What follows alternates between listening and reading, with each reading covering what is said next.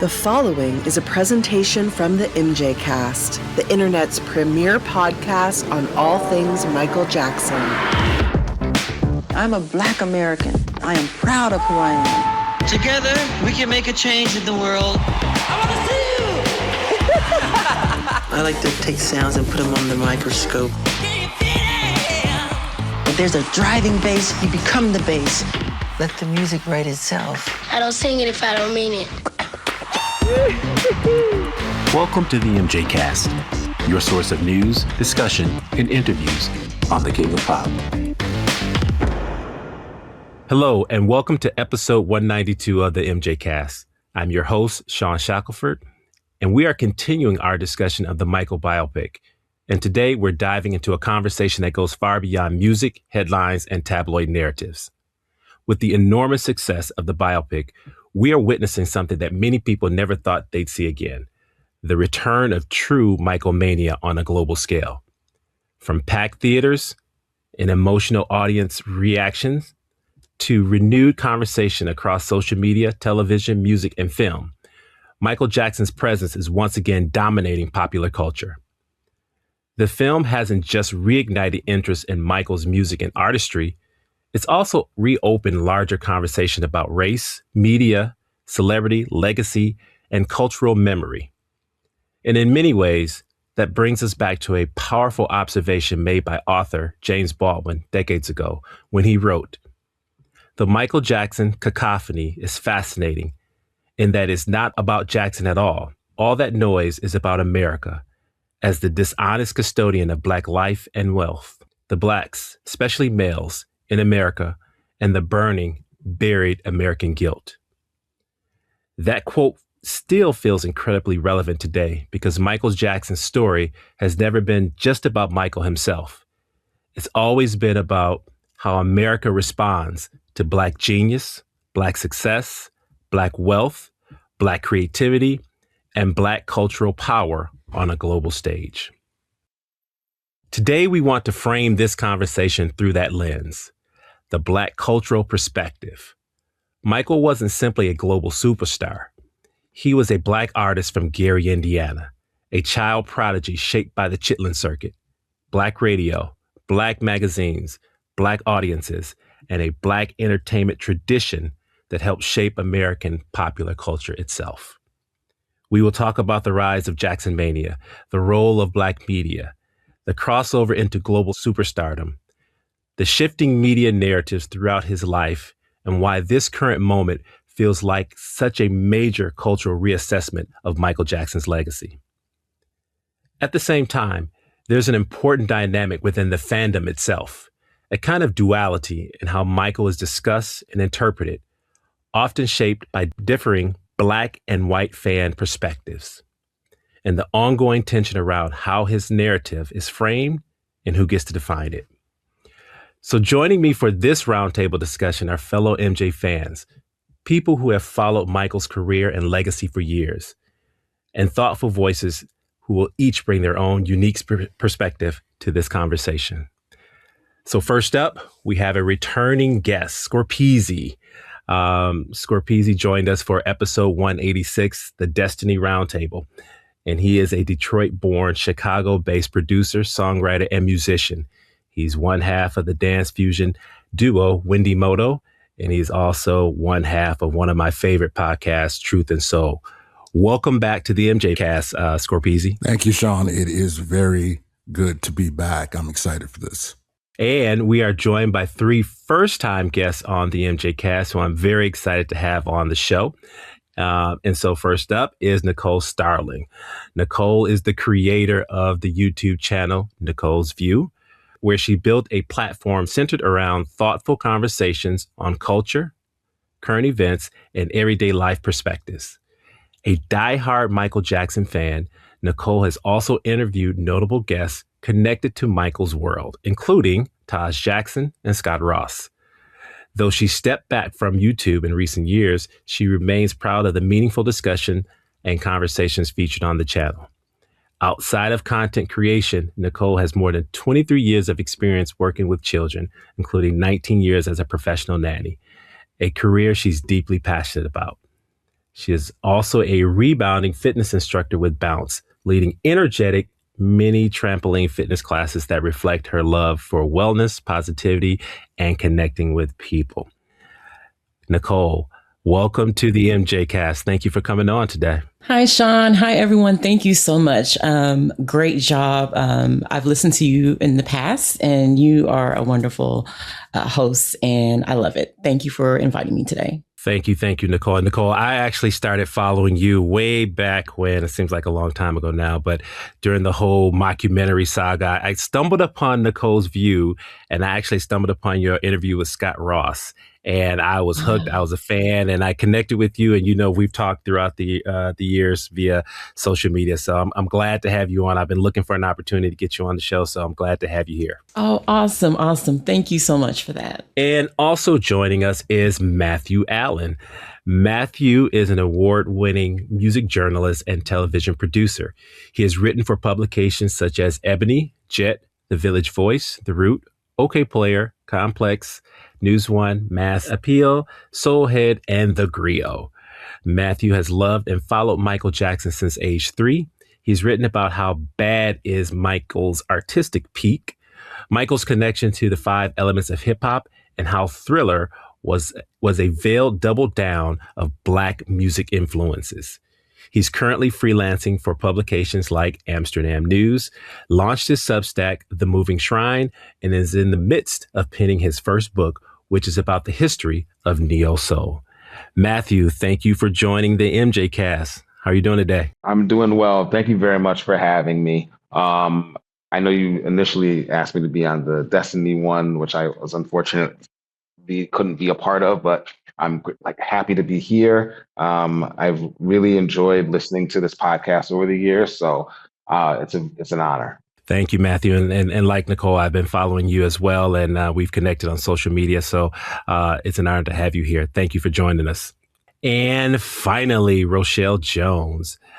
She is a Los Angeles / Inglewood native, lifelong Michael Jackson fan, and criminal defense attorney whose love for Michael's music was shaped by a Motown-filled upbringing rooted in Black musical culture.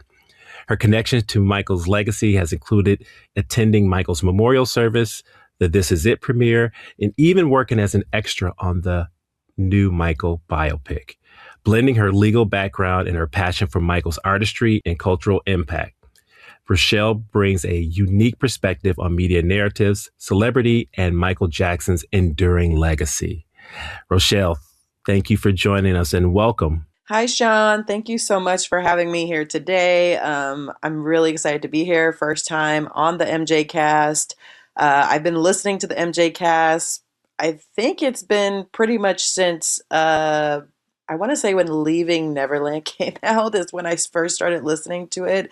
And I've been a big fan of the podcast ever since. I'm really excited to be here. Thank you. So let's get right into it. So first thing I want to do is I want to get your reactions. I know we did a reaction show about a month ago, right after the same weekend that the movie premiered. And I know Charles Thompson did a filmmaker's reaction. So as we're talking about, and we're going to explore Michael's legacy and the Black perspective, I want to get your reaction to the film, right? So I want to get your overall reaction. How many times have you seen it? What stood out? And for you, when you went to see it, what was the audience and theater reaction? So I want to go ahead and start with Nicole. Nicole, what was your thoughts? I know you've seen it more than once. So what were your thoughts, Nicole? Wow. I was very excited. I went early access. So that was April 22nd. It was amazing. It was me and about 4 other people. And the reaction, you saw people dressed up. I've seen it 4 times already, maybe a 5th. My son just asked, he wanted to see it again.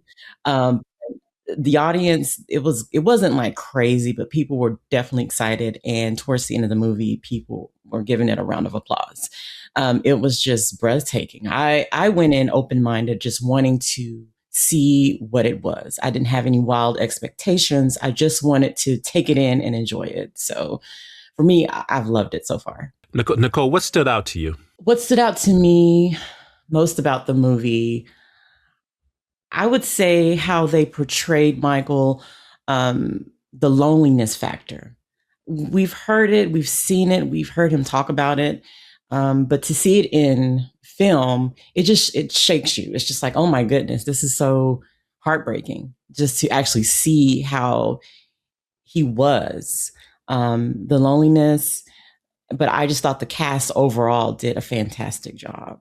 This is Matthew's perspective on the film. I went to see it on April 25th at Kips Bay Theater right here in New York City, where I live. And I saw it, and it was a fairly packed theater. You know, it was just about sold out. But it was a small amount of seats. You know, there wasn't a lot of like great like enthusiasm. People just sort of watched it to watch it. There are some people that came in with Michael Jackson shirts and things, and I know that I had my Michael t-shirt on and things. I went into it with an open mind also. Well, actually, no. Let me put it this way. I went into it with cautious optimism. Because just knowing what I know about how Graham King got down with the Bohemian Rhapsody film, which he also produced, I was a little uncertain about how I would see the film with all the artistic liberties and inaccuracies that might be there. But overall, the film was certainly entertaining to me. But I didn't care for it in the way that I hoped I would have.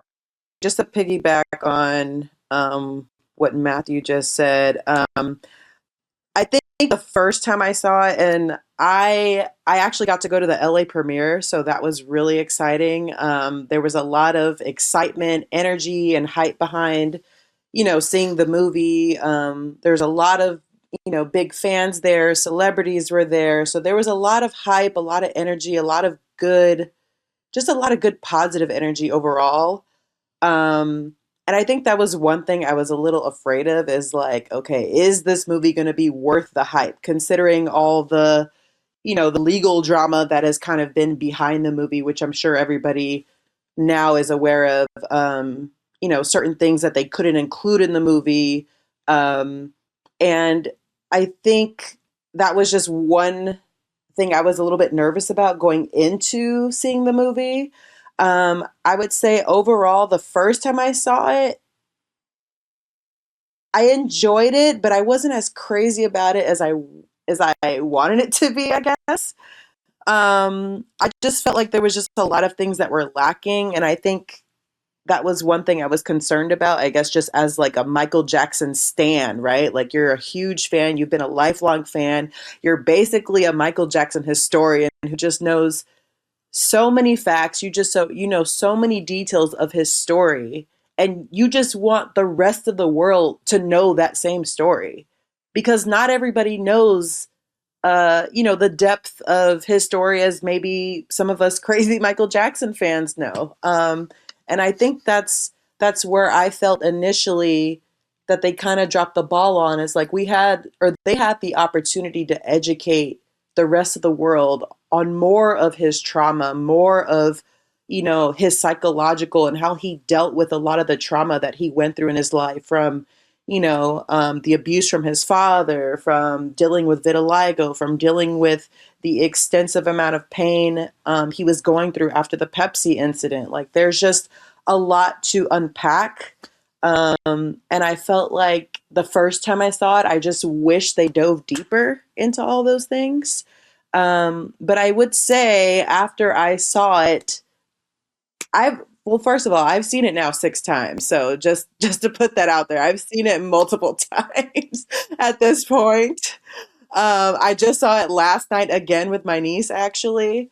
And I would say the subsequent times that I saw the film, I enjoyed it so much more. I think I hate to say, but I kind of lowered my expectations, and I think I just kind of went in like, hey, let me just come in here and just enjoy what it is, because and I realized like this is not a movie for the stands. This is not a documentary. We're not diving deep into all the nuances. This is for entertainment, and perhaps it's for people who are getting to know Michael Jackson for the first time, or perhaps it's for, you know, the fans or, you know, people who used to be big fans. It just reignites that flame for Michael Jackson and the love for Michael Jackson. So I think just going in with that and just, you know, taking in, you know, the parts of the movie where they really try to humanize him. I really did enjoy that a lot. So I will say my subsequent viewings, I did enjoy so much more than the first time. I think just because I was expecting a certain thing out of the movie that I just didn't get. So yeah, I would say that's kind of my initial thoughts on the movie and, you know, my subsequent feelings after seeing it multiple times. I went into it with an open mind. Being a creative and having somewhat insider view of the industry, I was aware of the limitations that this film had to deal with. And that's before we even talk about, you know, having to take out the allegations. I'm talking about just making a Michael movie itself. And I was also prepared for them to screw it up royally. So I was just going in with a blank slate and just going to see how it landed and go from there. And I didn't have a problem with what I saw. In my opinion, Antoine Fuqua did the best that he could have done with the Herculean task that he was given. With a life as big as Michael's, it would have been too easy to get sidetracked with minutia and have that distract from the focus of the narrative. So I think what the bottom line underneath it is that this film had a job to do. There was an objective for this film. The primary job of this film was to fortify the brand for years to come. So when I went my first viewing, I've seen it twice. My first viewing was in a packed theater on opening day on April 24th. And the people who I saw dressed up in Michael Jackson and Michael Jackson gear were teenagers and children. And then when the movie ended, it wasn't a huge celebration, but there was a standing ovation. The second time I saw it, it was more muted affair because I saw it in the suburbs. I didn't see it in the city. I saw it in the suburbs. But no, I do think that, and being a super Michael stan and knowing all the nooks and crannies of Michael's history, I did not expect to have all of that in the movie. And to be honest, part of the job of fortifying the brand for years to come is that this film needs to appeal to the general public. And part of doing that is introducing Michael to Generation Z and Generation Alpha. And it's the perfect time for that because they don't really have true stars like we did. There are stars, but I say true stars because the stars today don't carry the same mix of talent, mystique, charisma, and excitement like the stars we grew up with. And nobody executed that mix of talent, mystique, charisma, and excitement better than Michael Jackson. It's talking about stars of yesterday and today. It's like having a Domino's pizza in 1987 and having one today. It's still a Domino's pizza, but a very different experience now. So I thought that the film, for what it had to do, checked all the boxes. And for me as a viewer, I enjoyed the narrative that they chose. A lot of people felt like, and I've heard people say that they think that this film was going to be about the allegations. That was not the through line of this film. The allegations were to be the focus of the third act, not the entire storyline. So not having that, there was still a storyline there. And for me, what stood out above all else was Jafar Jackson's performance. And I truly feel, even if this wasn't a film about Michael, if it had been about somebody else, Jafar's performance was outstanding. And outside of being a Michael Jackson fan, I think that young man deserves, at the very least, an Oscar nomination. The way he made us feel Michael's hopefulness, his fear, his doubt, his his drive, his passion, the way he made us feel those emotions, especially in the scenes opposite Coleman Domingo as Joe. He made you feel what Michael would have been feeling in those moments. And for that, I think that is astonishing, and it really hit home for me. And I think that's why you get people crying after seeing this film, because you get to actually feel some of the things Michael felt. Yeah, I would like to second that. And that's one of the reasons why I was disappointed in the film, was because of the fact that we get a truly generational acting debut from Jafar Jackson. He really, he actually exceeded my expectations in terms of his performance, which I already figured would be good, but it was better than good. And I feel like the interesting point that was made was the fact that, oh, this movie wasn't for the stands.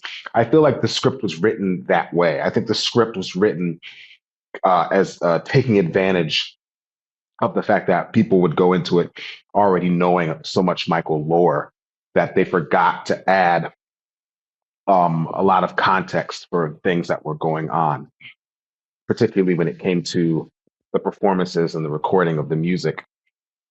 There was no context for why he was recording Off the Wall. There was no context for why he was recording Thriller. There was no context for the Motown 25 performance or the Thriller video. They just kind of showed up. And I think they took for granted the fact that people know so much about his backstory that there's like, okay, well, they already know that, you know, the Thriller video was he had to film that with his own money. They already know that Motown 25, he didn't want to do it unless Billie Jean was performed. You know, I think they took that for granted a little bit, and that's why they failed to include those things, which I think really held it back from being the type of film that it could have been if they would have just taken, you know, a few minutes for each scene to add some of that context and some of that nuance of why these moments are important. It's just like it's a movie full of bullet points. I do so. If we're gonna give this to these new generations, it's important for to illustrate, you know, these are the reasons why these moments are important, rather than just letting us figure it out for ourselves, because it does a disservice to how dramatic the story really is, not just from the real sense of it, but from even just a storytelling thing in terms of just telling a movie. You know, the stakes would be really, really high if they would have just had a little bit more exposition about why certain things that were happening in the film were happening. Matthew, I want to kind of give another perspective to your criticism, because your criticism is one that the criticism you gave echoes the criticism that we've heard through the fan community, that there's just not enough context and not enough wise answer to what we're seeing on screen. With filmmakers, they have this thing, show rather than tell. And with exposition, you have to be careful. And I think I heard somebody say that they thought that a voiceover would have kind of filled in the blanks, and voiceovers are really overdone and a lot of times not necessary. You do kind of want to give, in defense of the filmmakers, and I'm not saying that your criticism is not valid. I'm not invalidating your feelings about that. I'm just offering another perspective. So with exposition in film, you have to be careful, because, and especially with the biographical film, you have to be careful, because what you can do is you can do too much exposition, and you end up explaining the film to the audience, and you really want to avoid that. That mistake was parodied in Dewey Cox Walk Hard, if anybody's ever seen that film. Yes, absolutely. So before any event in Dewey Cox's life, they go overboard explaining it to the audience. And so that's kind of a send up of one of the mistakes you could make in a biographical film. I thought Antoine Fuqua touched on things, but he did it in a very subtle way. Was it perfect? No. Like, say, for instance, when we come into Havenhurst, we see the peacocks. For all of the Michael Jackson super fans or stans, we know what the peacocks are there for. Yeah. They're not just random animals. But no, I just wanted to bring that perspective. I just maybe Antoine and Graham King and John Logan erred too much on the side of caution of not falling into going overboard with exposition. But it's something to think about. Well, I appreciate that, and it's really more a criticism of John Logan than it is of Graham and Antoine, because I just think that the script just, it just didn't do, it didn't do enough. You know what I'm saying? It's like it's not a question of too much exposition, but there's a way that you can do it without it being like boring. I'd hate to do this because I really didn't want to. But if you compare it to like Jackson's An American Dream, just in context of explaining the significance of the Motown 25 sequence in that film, that was a really effective way to explain why that moment was so important to Michael's lore, rather than to just show it on the screen with absolutely zero context. So that's all. Ultimately, the movie is now sitting at around 35 million. So I think for all of the criticism and that the movie received from the press, and even from some of us as Michael Jackson fans, because I will say that I did see it twice. And I think, and I said on the podcast that we did last month, that I tried to take off my Michael Jackson fan hat. And during the first watch, I told my wife I was not going to nitpick it, except when they got to the Never Can Say Goodbye, being performed 2 years before it was ever recorded. I blurted out something to her, and then I just kind of put my hand over my mouth and didn't say anything else. But second watch, I did enjoy it, because I like Scorp said, I think I accepted it for what it was. It's a movie about a figure that's just so large that you cannot pack everything into a 2.5 hour long film. And so I definitely enjoyed it, and so did so many others. And so I kind of want to transition to the public and celebrity reception, because I was just amazed at just how, and I think it's probably because of social media now that we can see and hear more. But I was very blown away by just how not only the public responded to this movie, but also Hollywood, and in particular Black celebrities. Because I can remember a time, late 80s, early 90s, where even among the hip hop crowd and in the Black community, Michael wasn't as popular, right? Michael went through a transition from Thriller to Bad, and he took a lot of heat, not only from comedians, but from rappers, and everybody else was taking a shot at Michael. And then obviously we know what transpired in the 90s and the 2000s. But to now see this public response and celebrity reaction, I was just blown away. And I saw a post from Holly Robinson Pete where she talked about, what it was like to, and Holly Robinson Pete is, a child of Hollywood. And so I'm just going to quote this here. She says, "She still shook from the Michael premiere. It gave me 2 eras of Hollywood in one night.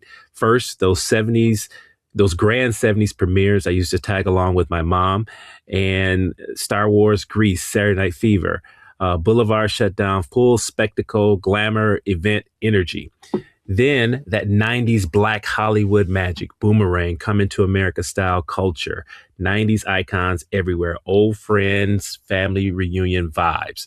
The love on the carpet from Michael Jackson, all connected to him in real ways, and we showed up to celebrate his legacy. Superstars from every walk of life, just intermingling, taking pics, laughing, pure energy. Felt that Hollywood remembering itself again." So just want to talk a little bit about what did you take away from the public reaction, but then also the celebrity, and in particular, the Black celebrity reaction? So, like I said, if you look at filmmaking from kind of a industry insider perspective, I think there's a little more appreciation for what these filmmakers had to pull off, and, you know, not to bring money into it. But these types of films are measured solely by financial success. So to illustrate what I'm talking about here, the reason why Michael Jackson was not a major film star during his life is because The Wiz underperformed financially. If The Wiz had been a success at the box office, no matter how we feel about it, I think, Shawn, you and I spoke about how when I was coming up, I thought The Wiz was a blockbuster. It wasn't until I was a grown man that I found out that it flopped at the box office and the critics ripped it to shreds. I didn't know that because in my world and in our neighborhood, you know, it was a success. But because it didn't perform at the box office, Michael Jackson didn't have the film career that he ultimately craved. So because the public, and specifically Black celebrities and other celebrities, have reacted so positively to this, I think that the filmmakers got more right than they did not. Because ultimately you have to put butts in seats, and the dollars have to add up. So people going to see it 6, 7 times, you know, there's something to that. So there's something real about that. And even though we, us sitting here around this table, we would sit through 4 3-hour film. Do we know if the general public would? Probably not. Their patience would probably peter out about 2.5 hours. So I think that the public response to this film is kind of verification or validation that this is the film this film does what it was supposed to do. I'll jump in. I agree. About the public reaction, I was actually a little bit shocked because, you know, we already had the critics initially coming out, you know, bashing the film. So I was a bit concerned the effect that would have on the general public. But once I saw the opening weekend numbers, I'm like, okay. I think people were like, no, we're not listening to you. We want to give this movie a chance. And I do agree, like some have said, I believe this movie was tailored for, I would say, the younger generation to get an introduction into who Michael Jackson is, you know, was. And I do hope I'll go back just a little bit to the first part of the conversation. I know some have said that they were not, you know, satisfied with, you know, what was not included. I do feel hopeful. The CEO of Lionsgate did say with part 2, we might get to go back and forth. So I do feel maybe they will do a stronger job for that, for those who feel like we didn't get enough in part 1. But I am very excited with the reaction. I feel like generally it's gotten high remarks and praises from, you know, everyone, even the Black celebrities, you know, shouting it out on social media. But overall, I think it's wonderful. And I was a bit shocked with the public coming out and saying, no, we reject you. We're going to give this movie a chance. So yeah, that's my 2 piece on that. Nicole, I'm going to say I was more surprised at just how, again, I think it's probably because of social media, just the large numbers of Black celebrities who are just, you know, shouting it out, you know, and really promoting it, and really embracing. And I think that's kind of the theme of this show today, this episode, is that, you know, it feels like we are finally embracing, you know, Michael's legacy. Right. You didn't always feel that in the last 20 years, right? Through all of the, you know, controversy. But I think now we're at a point where as a Black culture, as a Black race, that we're back to 1970, right? I wasn't there yet quite, but we're back to where the Jacksons belong to us, right? I remember when Michael passed away and Jamie Foxx went on the BET Awards and he made the comment that Michael belonged to us. And I recall that Sean Hannity kind of took offense to that, and they called it divisive, but we all knew what that meant. Right. And I feel that that's where we are. And I think that's kind of what was I was most excited about, right? I knew, and because I know the fan community was going to turn out for this, and I knew that people that love Michael Jackson. I was actually wearing a Michael hoodie yesterday, and I went into a store and someone complimented me on it, and that's something that didn't always happen, and so I just feel like again, as a Black culture, we are finally back to where Michael is just being 100% accepted, and we are proud of this movie. We're proud of Jafar. We are proud of the Jackson family again. I shouldn't say again because I've always been, but again, I think it's always been there. Absolutely. It wasn't always popular. It had its peaks and valleys. I can tell you that much. But yes, there is something in the air. For instance, Friday, I got done teaching my class and I heard someone just playing Michael's hits on their cell phone. Driving home Friday, someone was blasting Beat It. I'm like, this is how I know this movie is having an effect on people. It's wonderful. Being a Michael Jackson fan is trending right now, for sure. Absolutely. I love it. And that's, yeah, that's particularly good for someone like me.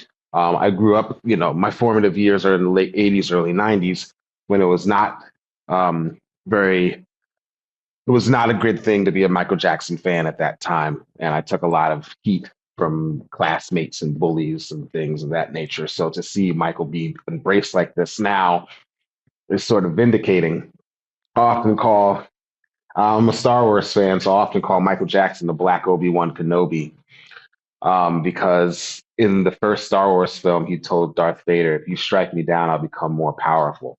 And I think that's what happened with Mike. Mike's been gone. This year will make 17 years on the 25th of June. And he's just as popular, if not more popular, than he's ever been. Certainly, since the late 80s, early 90s. I think in terms of the reception of this film, I was very pleasantly surprised. I was very pleased to see the reaction of the film. I think, ironically enough, the critics bashing the film actually was helpful because it got people to be indignant about their going to see the film. And as much as I've have my own issues with just the film itself and just purely because of the script, to see people going to see it multiple times like this, and the conversation about, I just went to see this third time and to see a fourth time, that really warms my heart. It really, really does. Because it speaks to something that I've always felt that is in the air in the entertainment business, and that's the void that Michael left when he passed away. Everyone's trying to crown who's the new Michael Jackson, who's the new king of pop, because he left a void that people need to have. So for him to be able to fill that void himself, or his image, his story, his essence, to fill that void back again, makes perfect sense. And it's just been so wonderful to witness as a lifelong fan and as a journalist who's chronicled and written about him extensively. It's vindicated, and I'm glad that celebrities are coming forth, because, like I said, celebrities have not been terribly kind to Michael when he was alive either. But it's nice, and to see people defending his legacy. I've been very angry about the purposeful conspiratorial movement by critics to purposely try to destroy this film, and predictably so. It was woefully predictable for them to try to torpedo this film before and during and since its release. And I think that the fans have responded to that in a way that's been really, really nice, because Michael's legacy deserves to be protected and to be put on a pedestal in the ways that other, if I may say, white musicians who have done far worse things than Michael has ever done not get the same type of criticism. And it just makes me, I don't want to turn into whataboutism, but it just makes me angry about the strategic racist element of these critics to try to destroy this man's legacy.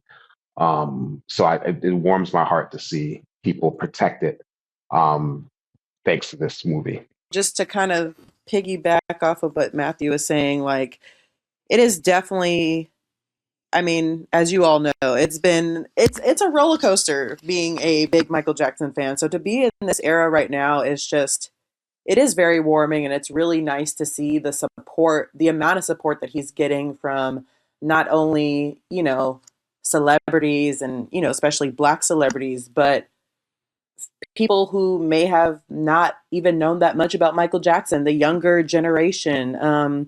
I I I went with my niece yesterday to see the movie. And while she has always been like a big Michael Jackson fan, there's a lot of nuances and just details that perhaps she didn't know about. And now that she's seen the movie, it's kind of inspired her to dig a little bit deeper. And that's one thing that I've noticed with some of people that I've spoken with is after seeing this movie, it's reignited a flame that people have, a desire to dive deeper into understanding who he is, because perhaps they didn't get all that detail from the movie.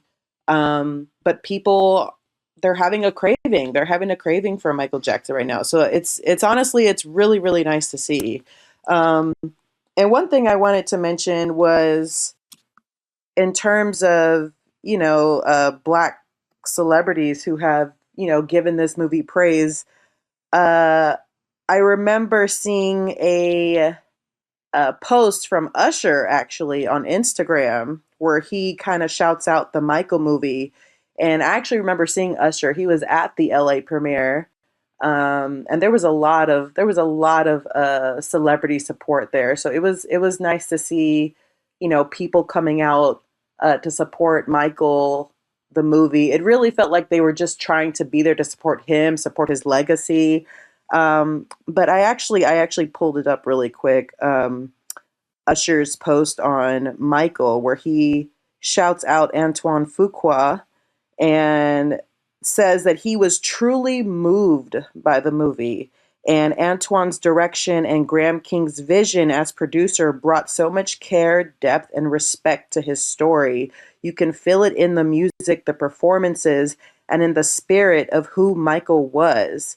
And then he goes on to say, Michael Jackson was one of the first artists who showed me that being a performer was about more than just singing songs. It was about creating moments, telling stories, and moving people with every detail, every step, every note. I grew up watching him in awe, learning from him, being inspired by the way he gave his heart to the stage and changed culture forever. For everybody who is inspired by him and for the generation still discovering his magic, this is a beautiful reminder of why Michael will always be unforgettable. And that caption in itself, I think that kind of echoes what I think a lot of the response has been just from people in general, celebrities who have been inspired by Michael Jackson. I do feel like it feels reminiscent of an older style of, Black Hollywood solidarity. I think, it kind of resembles, I guess what people sometimes call old Black Hollywood culture of protecting, Black icons publicly, making sure that they're, supporting the icon who paved so many roads for them, who opened so many doors for them. And I think it's really beautiful to see. it's really nice. And I do think that it's not just Michael Jackson, but it's just about protecting that Black artistic legacy and that cultural memory that he brings. So yeah, I'd have to say that this really does resemble a lot of old Black Hollywood solidarity, and it's been really, really nice to see. I kind of want to drill down on both Matthew and Rochelle's point. So we've all acknowledged that, of course, being a Michael Jackson fan can be challenging at times. And as far as Michael Jackson and the Black community, Michael Jackson's artistry comes from a very Black place. The way he sings, the way he performs, the way he dances, the way that he approaches his art comes from the roots of the Black community. It comes from the history of Black people in America. That's why he always tried to draw the parallel to other Black entertainers, to James Brown, to Jackie Wilson, to Sammy Davis Jr., as well as his non-Black influences as well. He wanted us to know that what he does comes from somewhere. And while his innovations, molded what he does, they come from somewhere. What he does comes from a place, and that place is the Black community. And so it's natural for us to be drawn to what Michael does.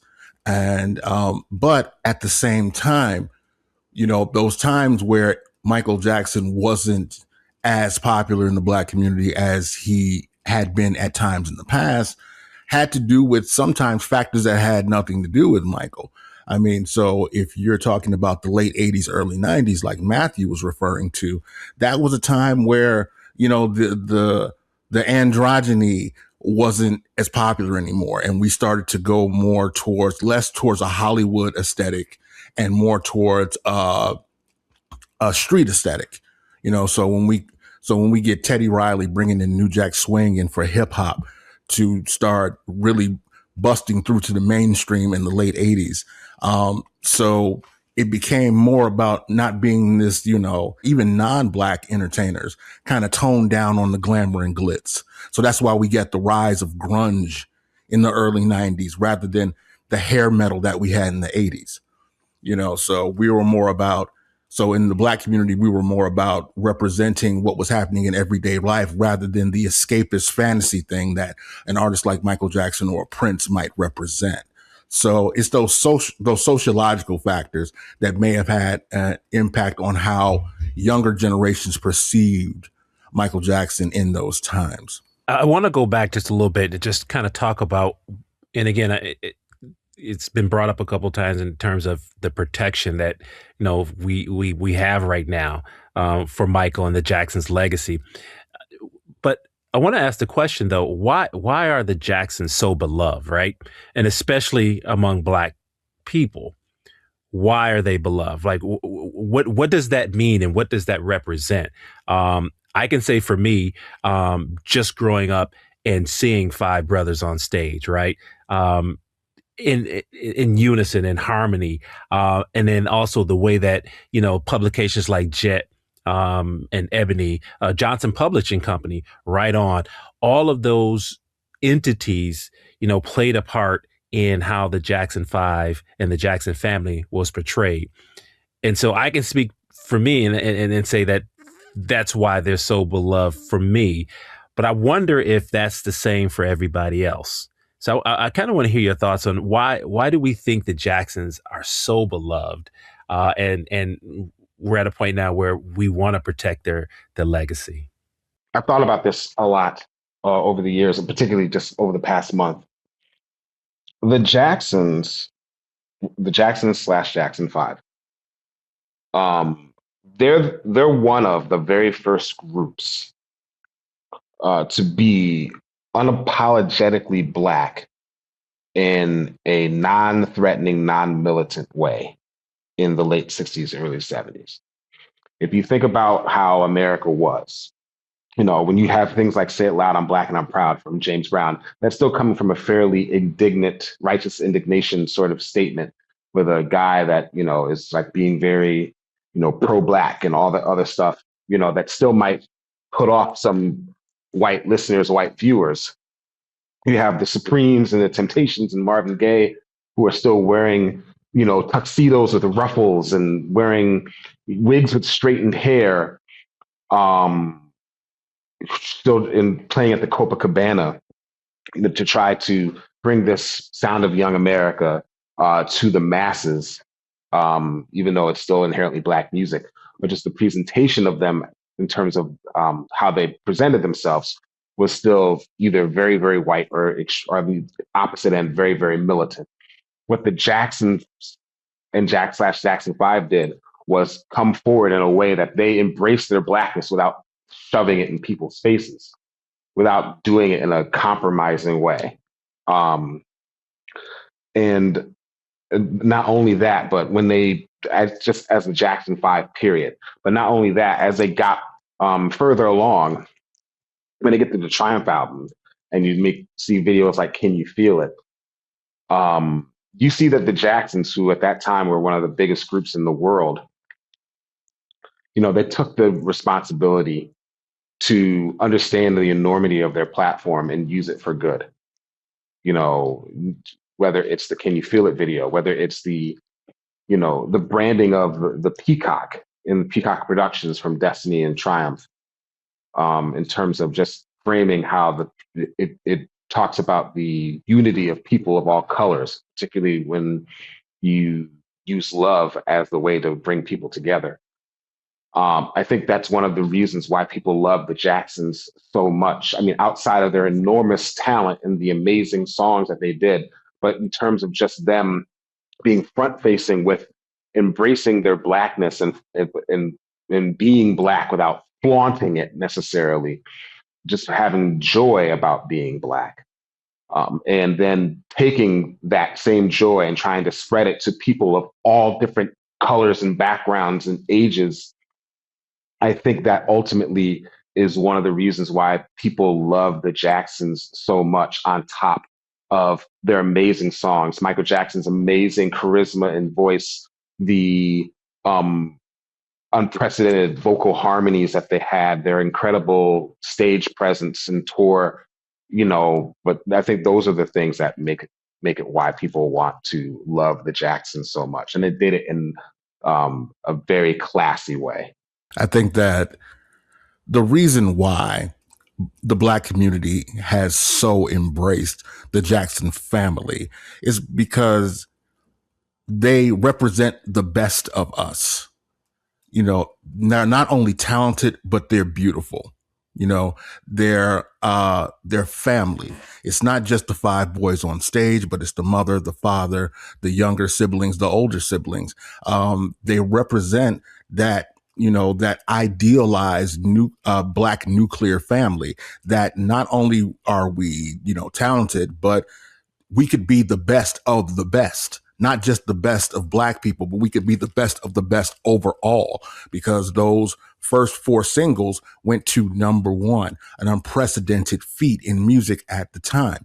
So that also extends to Michael's solo career, that this Black performer, this Black artist could stand at the top of the mountain above not only his peers, but above artists of other genres and other races. The Black entertainer, the Black artist could be on top. And not only that, but their success kind of dovetails with the civil rights movement. Because prior to the Jackson 5's debut, while they were still on the Chitlin Circuit, we had the civil rights movement in America. And that was about us having not only our human rights, but the right to express ourselves the way we want to. And without it being, like Matthew said, polarizing. So the Jacksons kind of just were this all around representation of the best that Black people can be at that time, where people were feeling that intense Black pride. Yeah. And just to piggyback all of that, I'd have to say, in general, or not in general, but like specifically, I feel like the Jacksons, they hold a really, I guess you could say, significant place in Black cultural history, because they represent several things, right? They represent Black excellence, Black ambition, Black family unity, Black creative power. And all of this is during a time when, mainstream America is still heavily limited on how Black people could be seen. They grew up in Gary, Indiana. It was a tough, still town with working class Black families trying to survive economic hardship, segregation, limited opportunities. And so for them to become the global superstars that they were coming from that environment, I think that was very, very symbolic for a lot of Black Americans, and that was, proof of greatness that greatness could emerge from places in America that were overlooked or dismissed. And overall, I think that, that family aspect, that, the story of, two Black parents who are raising talented kids with structure, discipline, rehearsals, all of that was, I think, just seen as just something that was, I guess, familiar in a way, that a lot of Black parents strive, was just Black excellence. They want to push their children hard because they believe excellence was necessary for survival and advancement. And I think that's what the Jacksons represented. And I think, that's part of the reason why they are so beloved. I just want to say you all did a fantastic job explaining that, because I was going to say something similar. Being on the tail end of the civil rights movement, the assassination of MLK, Malcolm X, and seeing these young, beautiful Black boys with the afros, and they represented, us in such a beautiful way. They were even calling them our Black Beatles. And it's one of the things I don't want to harp on too much, but it's something that I have noticed within the fan community. It does dishearten me when I see like that part of their history kind of just dismissed, kind of just like, this is Jackson's, this is Jackson 5. I think they should be uplifted even more so, just to see this is where Michael started. And we should pay homage to that and to the brothers and giving them more respect and not just looking at them as a footnote. I think that's something within the fandom we can work on, pay more attention to the work, the music from the Jackson 5 to the Jacksons, because that is the foundation of Michael. And I think that needs to be respected more. It needs to be given more attention. And I feel like even the industry itself could do a better job. Like hearing that the Jacksons never got a Grammy, that's insulting. Okay, like they should have had at least one by now. And yeah, that's pretty much how I feel about it. Well, and Nicole, just to piggyback off of that, is this, when you look at, in the Black community, that whole Jackson's era from 76 to up to 1980, songs like Blame It on the Boogie, Shake Your Body Down to the Ground, Show You the Way to Go. Those are staples, right? on Black radio, any Black cookout. But you don't really hear those songs talked about, in the fandom or elevated like you talked about, among the whole fandom. So again, that goes back to the point of just how beloved the Jacksons were in the 70s. And people always talk about how they hit their peak between 69 and 72, 73-ish, and then they fell off. Well, I've always argued they didn't fall off. I mean, they were always intensely popular in the Black community. There's that picture of Michael, I think in Memphis on the roof at a record signing, and the entire parking lot is just filled, right? And it's filled with young Black teenagers there to see the Jacksons. And so they were so beloved throughout the 70s. And I think that's because we as Black folks really did embrace them. Scorp, I want to come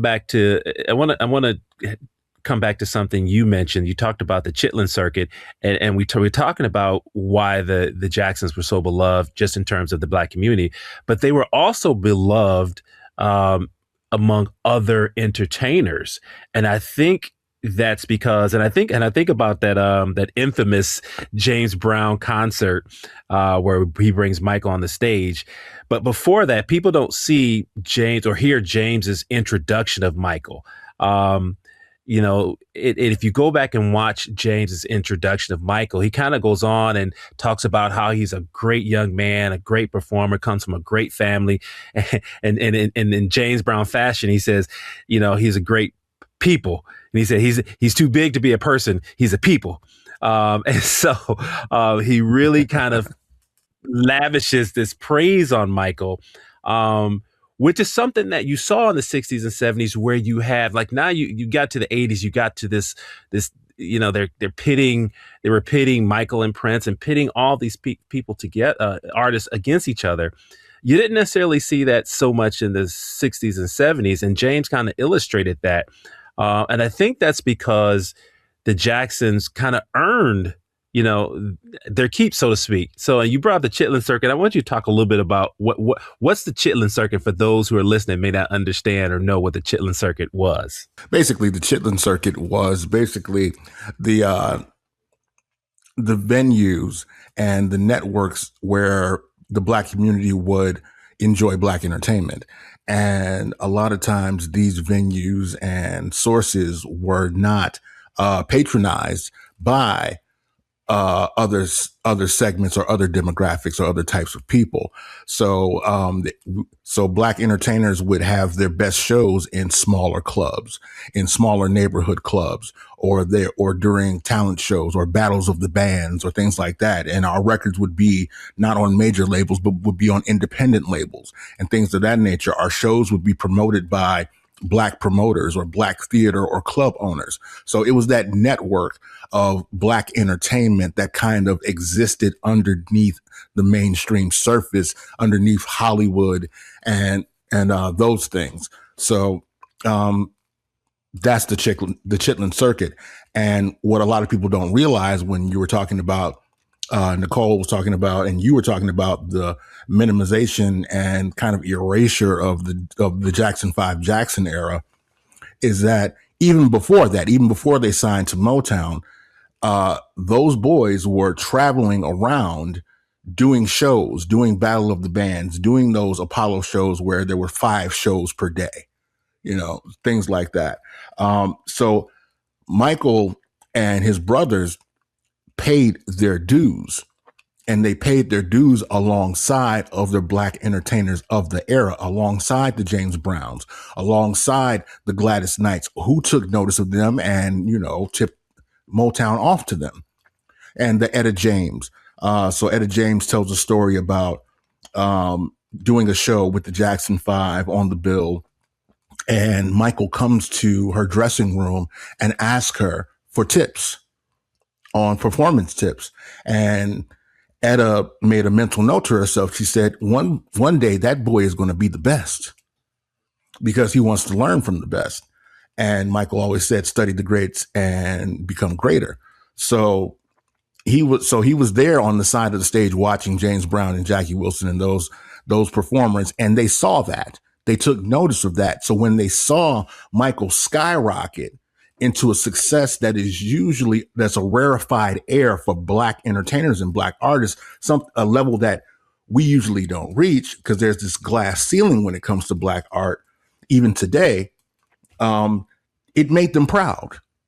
And you can see that pride in James's introduction of Michael on that video.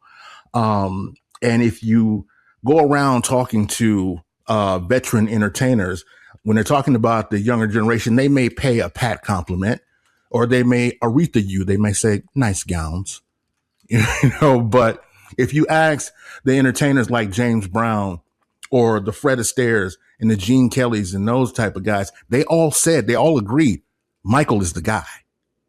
Michael is the guy, because they saw him work on his craft. So that's very important to know. And Scorp, you and I had a conversation, and I don't want to play up this comparison, but you and I talked about I know where you're going. Yeah, people talk about, Prince and Michael, and on your podcast, and I told you this, I was listening to your podcast, and you were talking about that comparison and how you mentioned that how Michael and Prince are not peers. And so as I was exercising and I was listening to it, I stopped and I started like saying, yes, explain more. And you didn't, but you and I talked later and you explained why. And I think it was because of the Chitlin Circuit. Can you care to talk a little bit about that? Okay. Yeah. So, and this goes back to what we're talking about, the minimization of the success of the Jackson 5 Jacksons. So the Jackson 5 Jacksons during the 70s, they were a huge deal. And I think what the press tries to do, the mainstream press tries to do, is they try to kind of paint Michael into a corner as a figure of the 80s, as a star of the 80s. A relic of that time of the 80s. They kind of try to confine him to the 80s. And that's not the case. His story as an entertainer starts in the mid 60s. And because, so it was a popular thing to do in the 80s and beyond to this day to compare Michael and Prince because they're the same age. They were both born in 1958. They're both from the Midwest. They both reached the heights of mainstream artistic success during the 1980s. But Prince and Michael, like I said, are not peers because Michael came up in the Chitlin Circuit, like we talked about. He came up doing the Apollo. He came up in front of audiences. He honed his craft in front of live audiences. And these audiences were not like, oh, cute kid, so we'll clap for him. No, these audiences on the Chitlin Circuit, these were Black people who worked hard all week. And when they came to a show, they wanted to be entertained. They wanted to get their money's worth. So it wasn't enough to just be a cute kid on stage. You had to deliver. And Michael delivered. And he paid those dues in the Chitlin Circuit where it was do or die. Black entertainers had to literally sing for their supper. So it wasn't about image. It wasn't about positioning. It wasn't about marketing. It was about, do you have the goods or don't you? So Michael was tested by fire, in other words. So when we get to him, James Brown and Prince on the stage, it's about who can hang. And Prince, while Michael was touring the world or touring clubs or performing in a strip bar or performing at the Apollo, Prince was, a kid learning his guitar and learning the piano and forming bands in his neighborhood. So Prince had the example of Michael to look up to and exemplify in forming what he wanted to do and what he wanted to be. So even though they're the same age, they didn't have the same artistic upbringing and experience. Prince came into what was back then, the 70s was a very artist-friendly industry on the recording side back then. Back then, artists were encouraged to write their own music. They were encouraged to form their own image and be unique and things like that. When Michael came up, it was about, we gotta make hit records.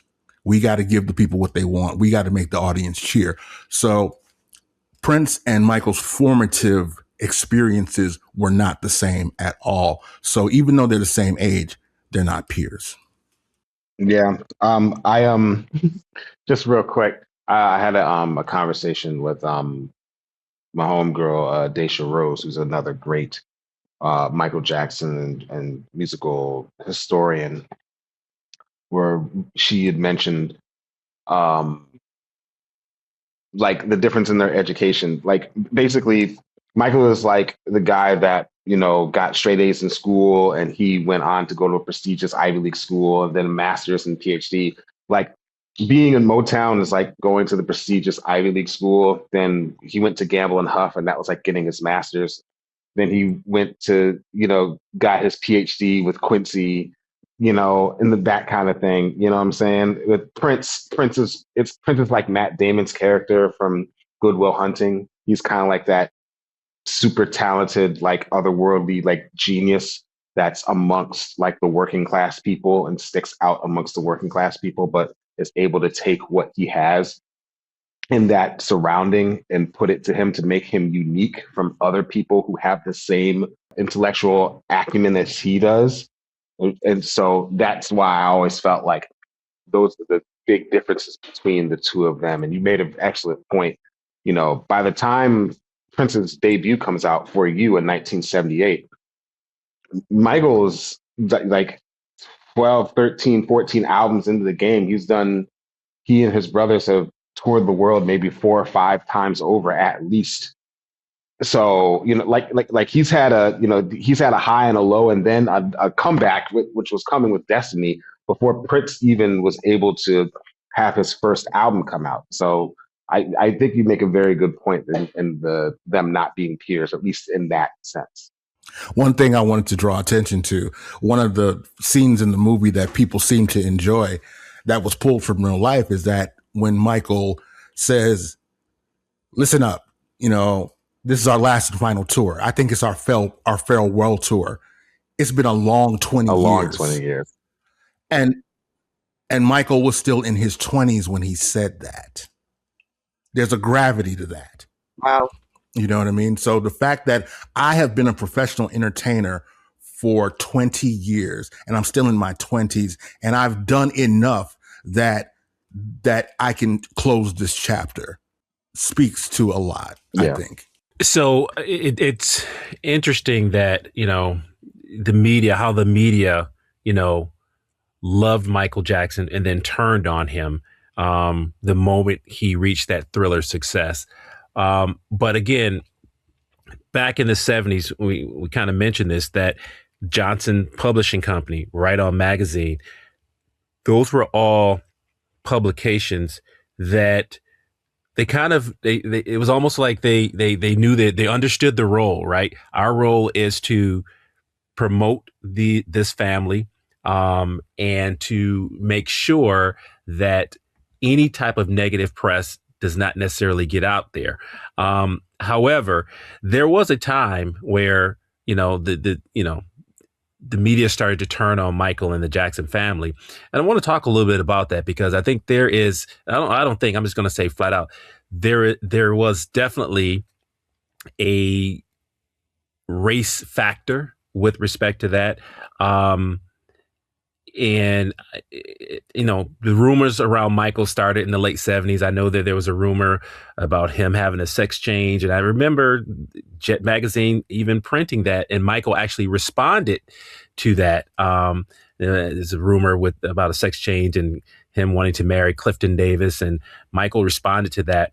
And then as the 80s began, Michael achieved the superstardom that he achieved. There was always this fascination with his appearance and identity and his sexuality. So I want to talk a little bit about, during that explosion of Jackson Mania in the 70s, there was that protection from the black media, but then it soon turned in the 80s. What are your thoughts on that? Okay. I like to start with this one.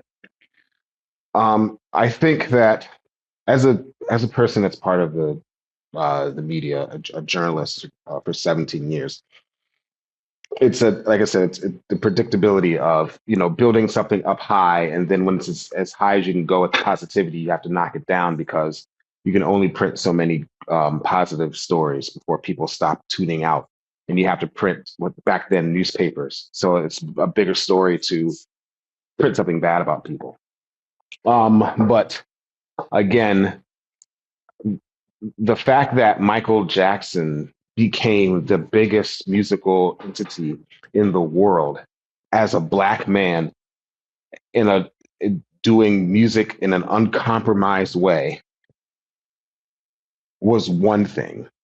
And it was quite another thing when he acquired the ATV catalog in 1985, which included more than thousands of songs, but particularly 250 songs from Northern Songs Publishing, which is many of the Lennon McCartney songs from the Beatles.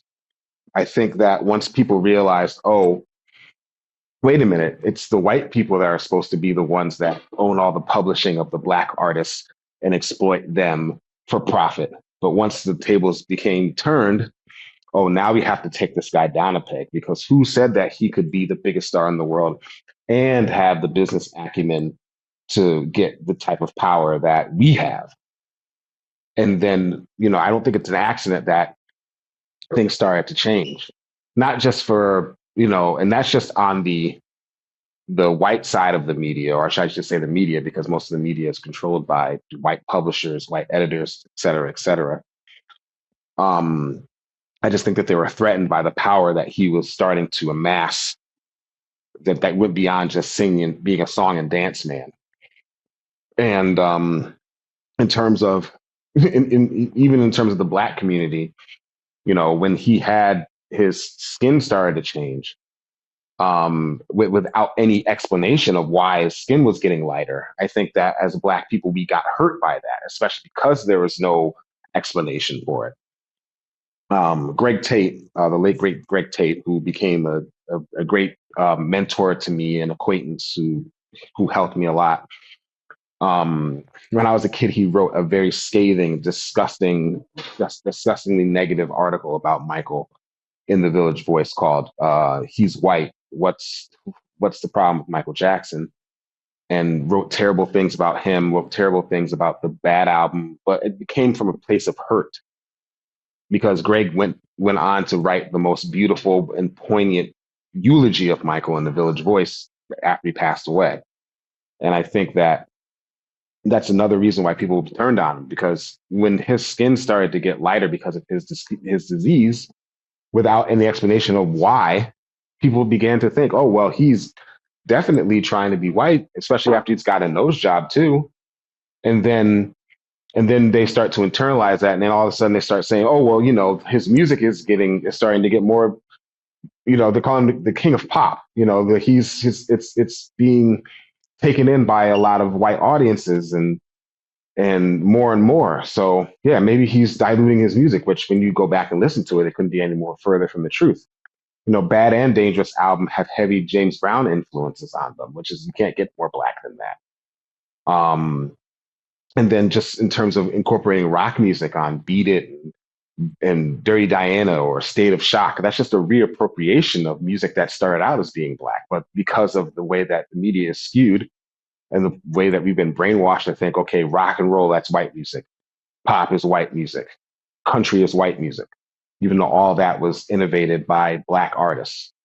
We start to internalize those things. And I think that it's just a twofold thing. On the white side, they couldn't stand to see this extremely popular Black song and dance man become an extremely powerful and shrewd and savvy businessman that was going to start threatening the status quo. And then on the Black side, we saw this man with the cherub face and the big nose that looked like us have a smaller nose and lighter skin tone, and with no explanation of why. And we were hurt because it felt betrayed. It only later on, when he admitted, when we found out, like, oh, he has this disease, it's vitiligo, that makes his skin lighter. Oh, he had a nose job because of his father teased him and he didn't want to look like his father anymore. I think that those are the reasons why people turned on him so bad, and once again, why it made it hard for people like me who still loved Mike and still understood where he was coming from. Matthew makes an excellent point. Very excellent point. The first woman that we saw on Michael Jackson's arm was Brooke Shields. And, for the millions of little, young Black girls and teenage Black girls who loved him, that had to sting a little bit. But going back to Shawn, like you talked about, Black media, Johnson Publishing and Right On Magazine in particular,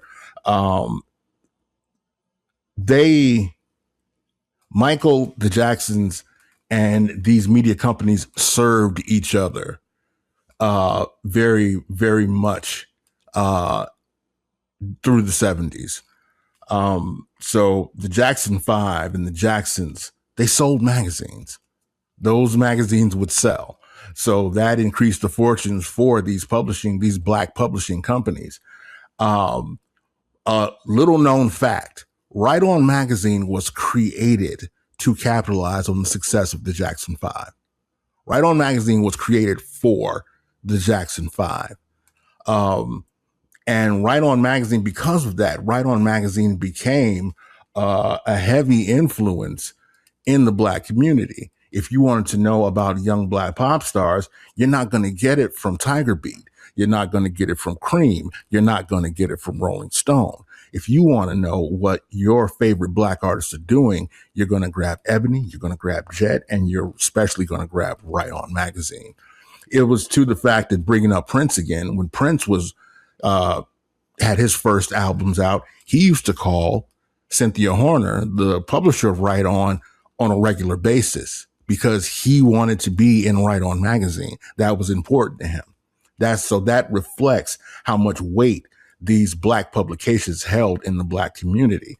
So like Matthew said, so when you get all of that Blackness servicing each other, and then you see, our Black icon seemingly turning white, and, starting to be surrounded by more white people and things like that.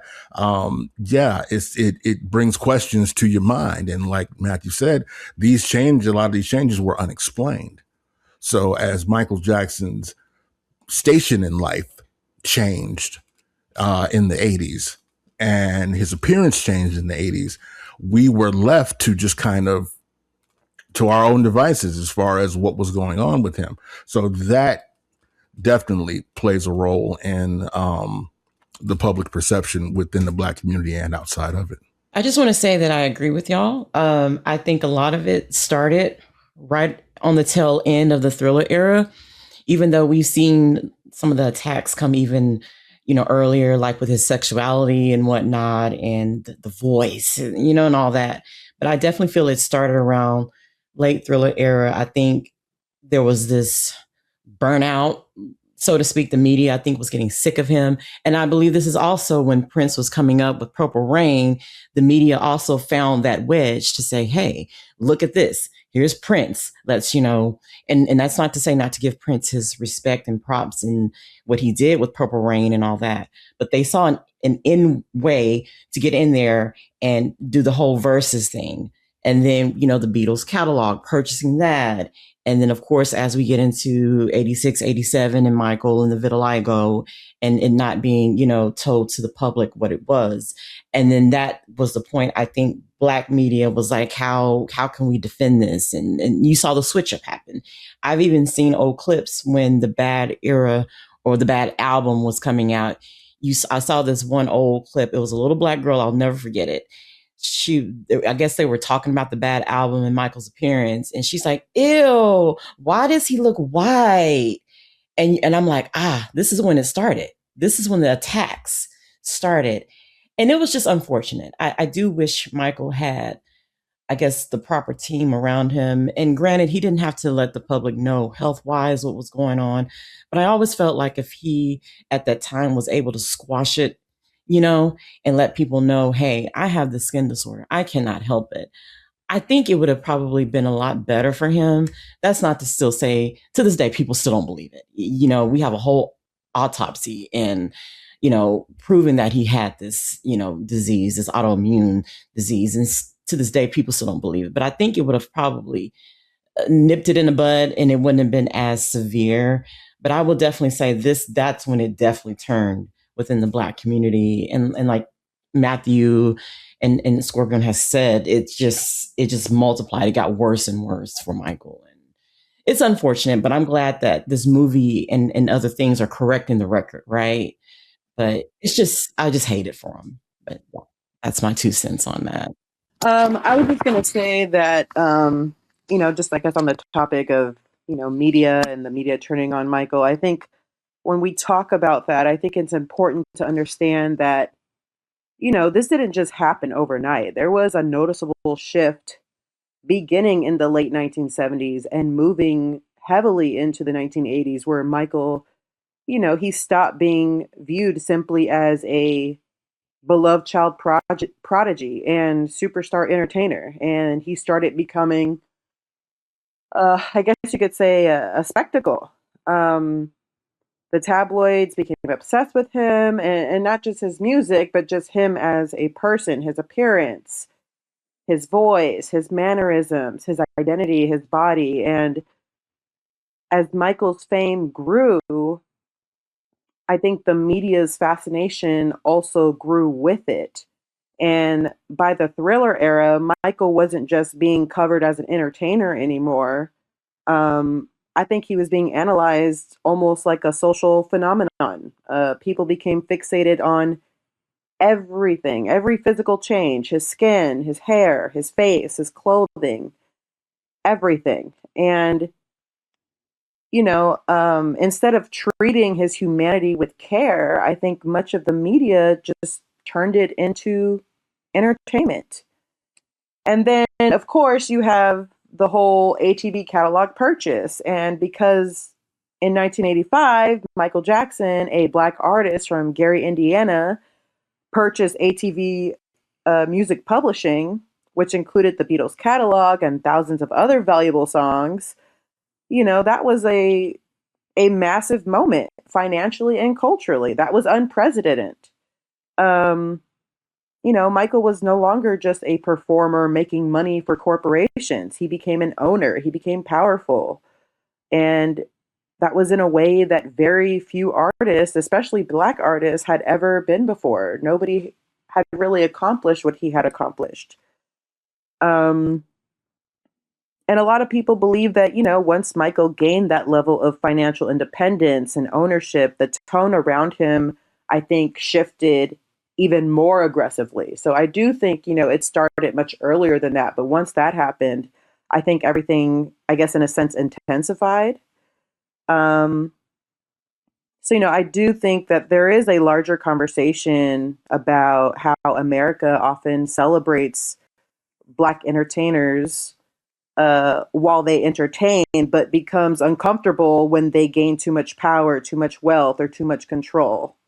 And with Michael, it felt like the media increasingly stopped treating him like a human being and started treating him, I guess you could say, like a caricature. Which is why I also think, James Baldwin's observation, it still feels so relevant today, that the noise, surrounding Michael Jackson often said more about America than it did about, Michael himself. Yeah, it's almost as if it was be careful what you wish for sort of situation. When Michael was angry about Off the Wall not being recognized at the Grammy Awards in a significant way, he took it as like, oh, you're a Black artist. Just be happy being a Black artist. And then when he finally broke through with Thriller on this massive scale, they're like, oh, okay. So if you want to be more that, it's almost as like if you just would have stayed in your place, we would have left you alone because we wouldn't have had a reason to report on you so much, so we wouldn't have cared. The same, it's just Exactly. like when Jan Wenner sent that note to his management that, oh, Michael, we don't want to, we want to do a story on Michael, but you can't put him on the cover for Off the Wall, because it's not going to really sell like that.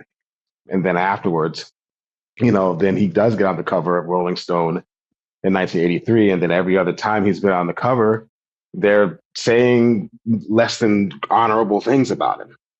Because it's just at a point where it's like, okay, if you would have just stayed down here, we would have treated you a little bit better. But because you want to be up here, now we're going to treat you bad like we treated Elvis and all these other people. And so, I think I kind of think of it that way too. I just want to make a couple quick key points while they're fresh in my mind. So as far as that level up in power when he bought the Beatles catalog, it was significant that he bought the Beatles catalog rather than any other artist, because the Beatles are held in such almost godlike regard by the mainstream music press and the mainstream music industry. That's significant. But what also is significant about that purchase in the leveling up and having to realize, hey, this is not just a song and dance, man. We got something serious on our hands, is the fact that Michael didn't need any financiers. He didn't need any additional financing to buy that catalog. Michael simply wrote a check. And I think that really put a lot of people on notice. And we also have to note, going back to the press thing, and we're saying that, things started, the perception of Michael in the press starts to change a little bit in the late 70s. It's also notable that in the late 70s, that's when Michael started to limit access to the press. Michael kind of withdrew from the press around the late 70s, and he made it a point to not do interviews and to not be accessible to the press as he was before, when he was a member of the Jacksons and the Jackson 5 or as a child star. And if you look at the interviews that he did in the 80s, he typically focused on the black media. Black publications. That's the point I was going to make. Yep. Go ahead, Matthew. That was the point I was going to make. I'm sure it didn't do him any favors that most of the sit down interviews he would do was with Ebony magazine. Like he talked to ABC News once per Thriller, but he talked to Ebony Jet Showcase like 2 or 3 times. His big long interviews that he's done, sit down interviews he's done, has been with Ebony magazine, 1984, 1992, 2007. And they're sit down interviews, they're in-person interviews. Usually when he talks to somebody else, it's over the phone, it's real quick or whatever, what have you. So yeah, that was the point I was going to make. It's like, I'm sure that didn't help his anymore because of the fact that when he would talk to the press, he would talk to the black press in particular. And I want to come back to it, and I want to thank Rochelle for bringing it up, because I was getting ready to discuss that James Baldwin quote, because I think James Baldwin in 1985 hit it. He wrote an article called "Here Be Dragons or Freaks and the American Ideal of Manhood," and he talks about Michael. And I don't think there's a better quote about Michael Jackson during this time than this one. I'm going to read it. I read portions of it in my intro, but I'm going to read the whole thing. The Michael Jackson cacophony is fascinating in that it's not about Jackson at all. I hope he has the good sense to know it and the good fortune to snatch his life out of the jaws of a carnivorous success. He will not be swiftly forgiven for having turned so many tables, for he damn sure grabbed the brass ring, and the man who broke the bank at Monte Carlo has nothing on Michael. All that noise is about America as the dishonest custodian of black life and wealth. The blacks, especially males in America, and the burning, buried American guilt, and sex and sexual roles and sexual panic, money, success, and despair. I think that captured where Michael was in 1985, and I also think it foreshadowed what was to come for Michael. I want to hear your thoughts on that. I'll go. He hit the nail on the head. It was correct. I mean, it's like he predicted it. He saw it coming. Basically, you can't have that kind of success as a black man in America and you're not going to pay for it. And he dearly paid for it in so many ways. But I think he was absolutely correct. He knew it was coming. Mr. Baldwin was very, very smart. He saw what was coming. That's all I have to say. And so many people want to bury their heads in the sand when it comes to this, right? They don't want to. And I think that's where you get the tension in the fan community or even between blacks and whites. Like, we as black people, we know this, right? We know that you can only get, if you get so big, you're going to be taken down, not a peg or two, you're going to be taken down quite a bit. And that's exactly what happened with Michael. And I think that's why we've embraced him and protected him, and we try to protect our celebrities or just protect each other in general, because we know that level of success, number one, no one had ever achieved it, and I don't think anyone has achieved it since or will ever. But I just think that it speaks to, again, we mentioned it before, it speaks to just how black people, black success, black wealth, black creativity, how all of that is viewed in America. Shawn, I think a parallel could be drawn to the Black communities that rose up after Reconstruction in America. There were numerous Black communities. Probably the most well-known would be the Black Wall Street section of Tulsa, Oklahoma, or even the Lake Lanier area of Georgia. So many prosperous Black communities sprang up in America during that time where we were denied, equal access to wealth and resources. And so we just hunkered in within ourselves, within our communities, and we built prosperous communities within ourselves with Black merchants, Black banks, Black employment, things like that. And we prospered. And the way that America reacted to it was to destroy those communities. All of those communities were destroyed either by water, by violence, or by other means. They were completely decimated. So Michael wrote a song during the bad era called The Price of Fame. So these things were on his mind as well. He wasn't just blissfully ignorant and just wallowing in his success. He was aware of these things that Baldwin mentioned in that article.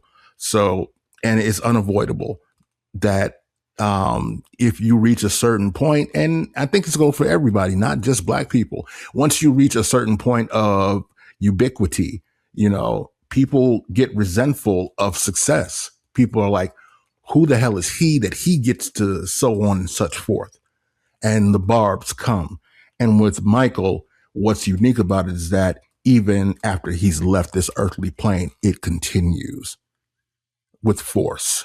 You mentioned Tulsa, you mentioned Lake Lanier, but then there was also Rosewood. So it's interesting that in the Rosewood situation, a white woman accused a Black man of raping her, which we know was false. And Baldwin talks about, in the last line of what I read from his quote, sexual roles and sexual panic. And what was the thing that they used to try to bring down Mike? Sexual molestation.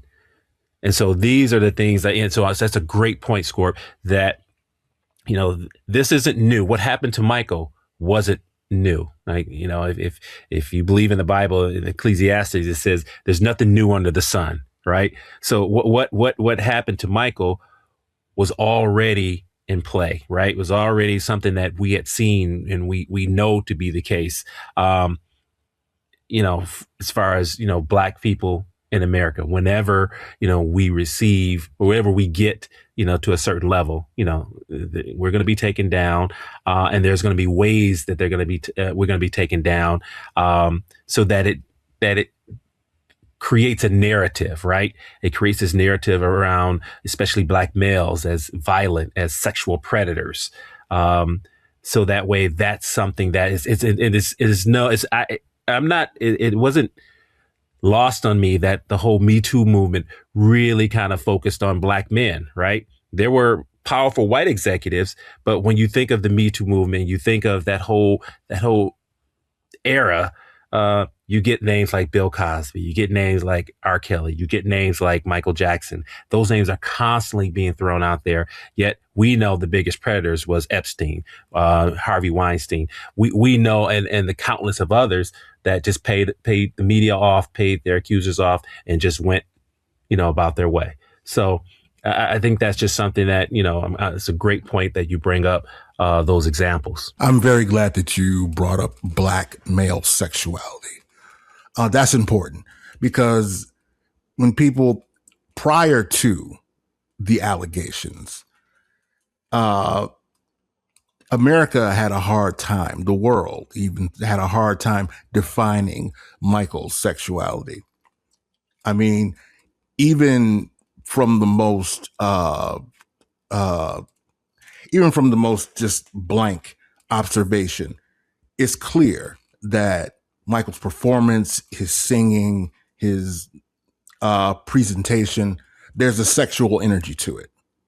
When he does the body roll, or that's why it was such a big deal when he grabbed his crotch in the Bad video for the first time. There was an uproar about that in America. If you were around, you remember, and so much to a point, Oprah Winfrey in the interview asked him, "Why do you grab your crotch?" When the black or white video premiered on primetime television on Fox TV back in 1991, and the epilogue of the video, people were upset because they felt it was too sexual. He was touching himself. He's, the way he's moving his body. People were truly upset. They called into their local television stations in droves because because the black male sexuality has always been portrayed as a threat. And prior to that, the way that America dealt with black male sexuality when it came to Michael was to paint him as either asexual or homosexual, or to paint him as someone who had no sexual function at all. So it seems almost, I hate to say perfect, that the way that they chose to deal with his sexuality ultimately as painting him as a sexual abuser of young boys. So you kind of get two birds in one stone. We know that this guy is not normal. He's not running around with a bunch of women, the way Prince is, or the way that another young, or Bobby Brown or something like that. So what is he doing? And so it's kind of like, this is what he's doing. This is why we never knew what he was doing, because he was doing this stuff. So that, I feel like the allegations play into, and the reason why people are so accepting of the allegations without doing any real research into them or looking into them and what brought them about and how they resolved, is because that's their resolution for Michael's sexuality, when it had been present for so long, but there hadn't been a way to define it. I was just going to go back quick, I guess, to the James Baldwin quote. I really do think that he nailed something that, people still don't fully understand to this day. I think because, when you look at Michael Jackson, people, they weren't just reacting to a celebrity, right? I feel like they were projecting onto him constantly, and that he became this canvas for everybody's anxieties about, race, masculinity, fame, sexuality, innocence, power, all of it. And, think about it. Here's a black man who became the most famous entertainer on earth. Not one of the biggest, but the biggest. And I think that alone just disrupted people psychologically and culturally in ways that I don't think America was prepared for. And what's fascinating is that I think people, they just couldn't decide what he represented. I think to some people, he was proof that, America had transcended racism. To others, he became a symbol of, racial self-erasure because of his changing appearance. Some saw him deeply innocent and emotionally wounded. Others saw him as manipulative or dangerous. And some viewed him as, this fragile genius. Others treated him like a spectacle or even a monster. And I think that's projection. I think people weren't necessarily responding, like James Baldwin said, they weren't necessarily responding to Michael himself. But they were certainly responding to, what he triggered in them. And I just think people were just confused, quite honestly. I think that's an excellent point about, people just projecting their own anxieties and fears and confusion onto him. I think that's a great point. I want to come back, and we talked about this earlier in terms of when we talked about why the Jacksons meant so much to Black people, is because we saw ourselves in them. And I think for as much heat as Joe takes for him, I like to refer to him as Mr. Jackson. I want to give him that respect. As much heat as Mr. Jackson receives for how he disciplined his children, the reality is the 40s, 50s, and 60s, that's how Black people, Black parents discipline their children. And I'm not saying it's right or it's wrong. I'm just saying that was a reflection of the time. And so is the perception of Mr. Jackson, the narrative of Mr. Jackson, accurate? Are they trying to make him into the demon to once again to create this narrative around Black men in society, or is it just an accurate portrayal of the man? My main criticism with the film was the portrayal of Joe. Now, don't get me wrong. Coleman Domingo's performance as Joe is outstanding. And I said earlier that Jafar deserves at least a nomination. I feel the same way about Coleman Domingo's performance. It deserves at least a nomination or some type of recognition from the acting community.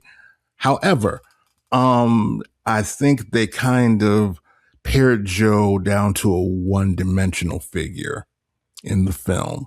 I think it was important to make Joe the lightning rod for Michael's independence in the film for narrative. But however, I think it greatly simplifies Joe Jackson as a human being and how he raised his children and his influence on his children.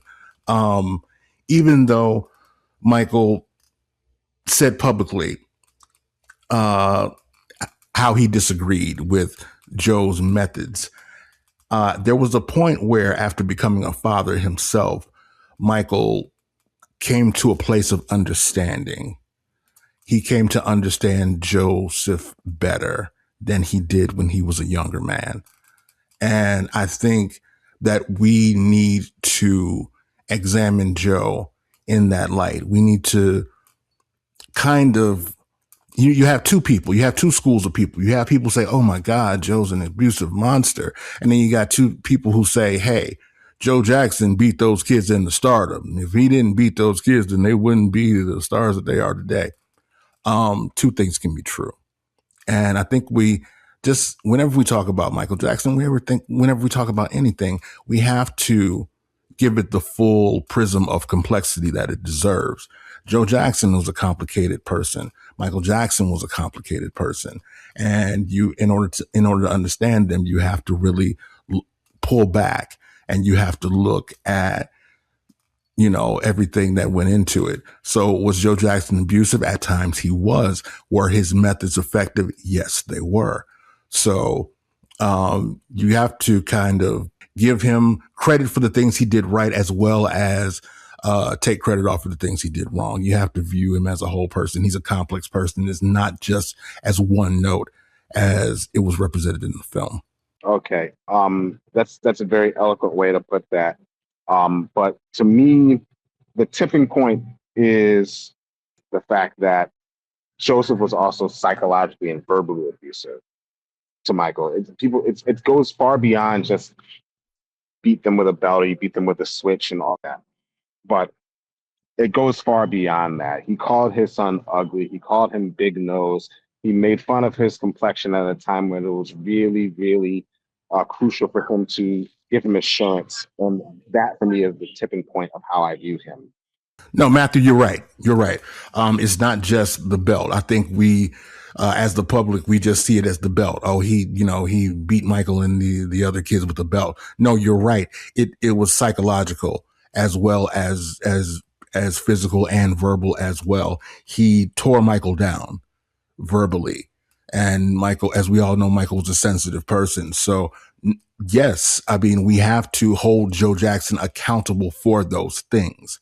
But at the end of the day, we still have to give him the credit that he did protect those children from the violence and the fate of Gary, Indiana, had there not been any parental supervision. So I'm not disagreeing with you, Matthew, and you bring up an important point that the abuse was multifaceted, but I still think we need to, look at the big picture is all. I kind of wish they dove deeper into that in the movie, honestly, like just explore or go a little bit deeper with the trauma and the psychological effects that it had on Michael.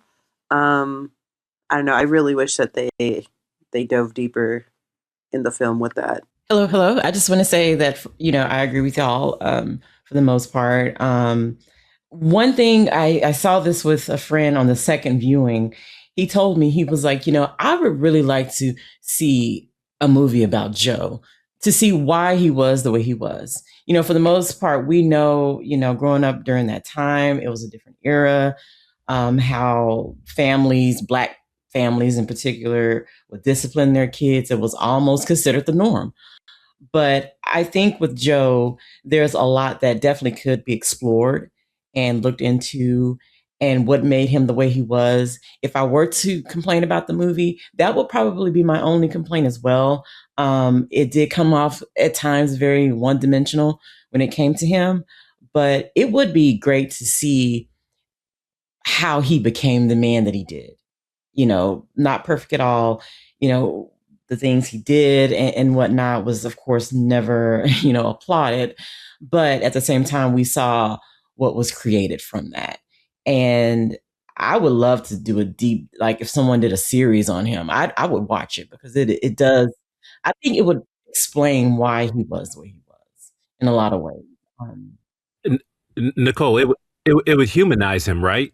It would humanize him, and I think that's kind of what we saw in American Dream, right? Although it was a miniseries, we got there's more time to kind of dig in deep with some of this, but I think the narrative is always going to be around demonizing any strong black male character, and so I agree with you. I think that I would love to see something more on Mr. Jackson, because I think it would humanize him. It would explain a lot. Of course, again, we're not excusing anything, but again, I think what gets lost is we're still human, right? He was still a human being. We all absolutely, we all have our shortcomings, right? And so I think that's kind of what needs to happen for him. I think a valuable resource for anybody that's looking for some insight into Joe Jackson and his psyche and his personality and how he raised his children would be Michael's speech from Oxford University. And Shawn, I forget the year, maybe you know the year. But Michael goes into great detail about the circumstances in which Joe was raised and how that transferred into how Joe raised Michael and his brothers and sisters. That speech, I don't think it gets enough exposure. I don't think enough people know about it, but it really goes into great detail about explaining why Joe was the way he was and how Michael was able to finally wrap his head around it. But not absolving Joe, but humanizing him, as you say. Yeah, that was in 2001. And it's interesting. I just saw a video today where his former bodyguard was talking about that. And he relates that, he was so nervous about that speech that he was encouraged to call Joe and tell Joe what was going to, or Mr. Jackson, tell him what he was going to say. And he called him, spoke with him, and then told him that he loved him. And when he hung the phone up, it was reported that Michael said it was the first time I ever told him I loved him. And that if that story is true, that really does speak volumes to their relationship. But also it speaks volumes in terms of the ability to forgive, to understand and to forgive. And I think that's kind of what gets lost these days. And I especially see that in the fandom. And again, as a Black man, a Black father, raised by a Black father, I have a soft heart for that, right? So when I see and I hear stories like that, I know that, Michael ultimately respected his father, and loved his father, wish they could have had a better relationship. But I think that's what needs to be talked about more. I think what we see more of now is just a demonization. And I think that's just unfortunate. No, Shawn, you're right. It's just more convenient for people. It's easier for people to just say, hey, he was an abusive monster and just call it a day. And the same way that it's easy for people to, just put Michael in a box. They do the same thing with Joe and really all the members of the Jackson family. Jermaine is heavily demonized You know what I mean? In the media, in the press, and amongst the fans and the general public. So LaToya is heavily demonized in the press and in the public and amongst fans.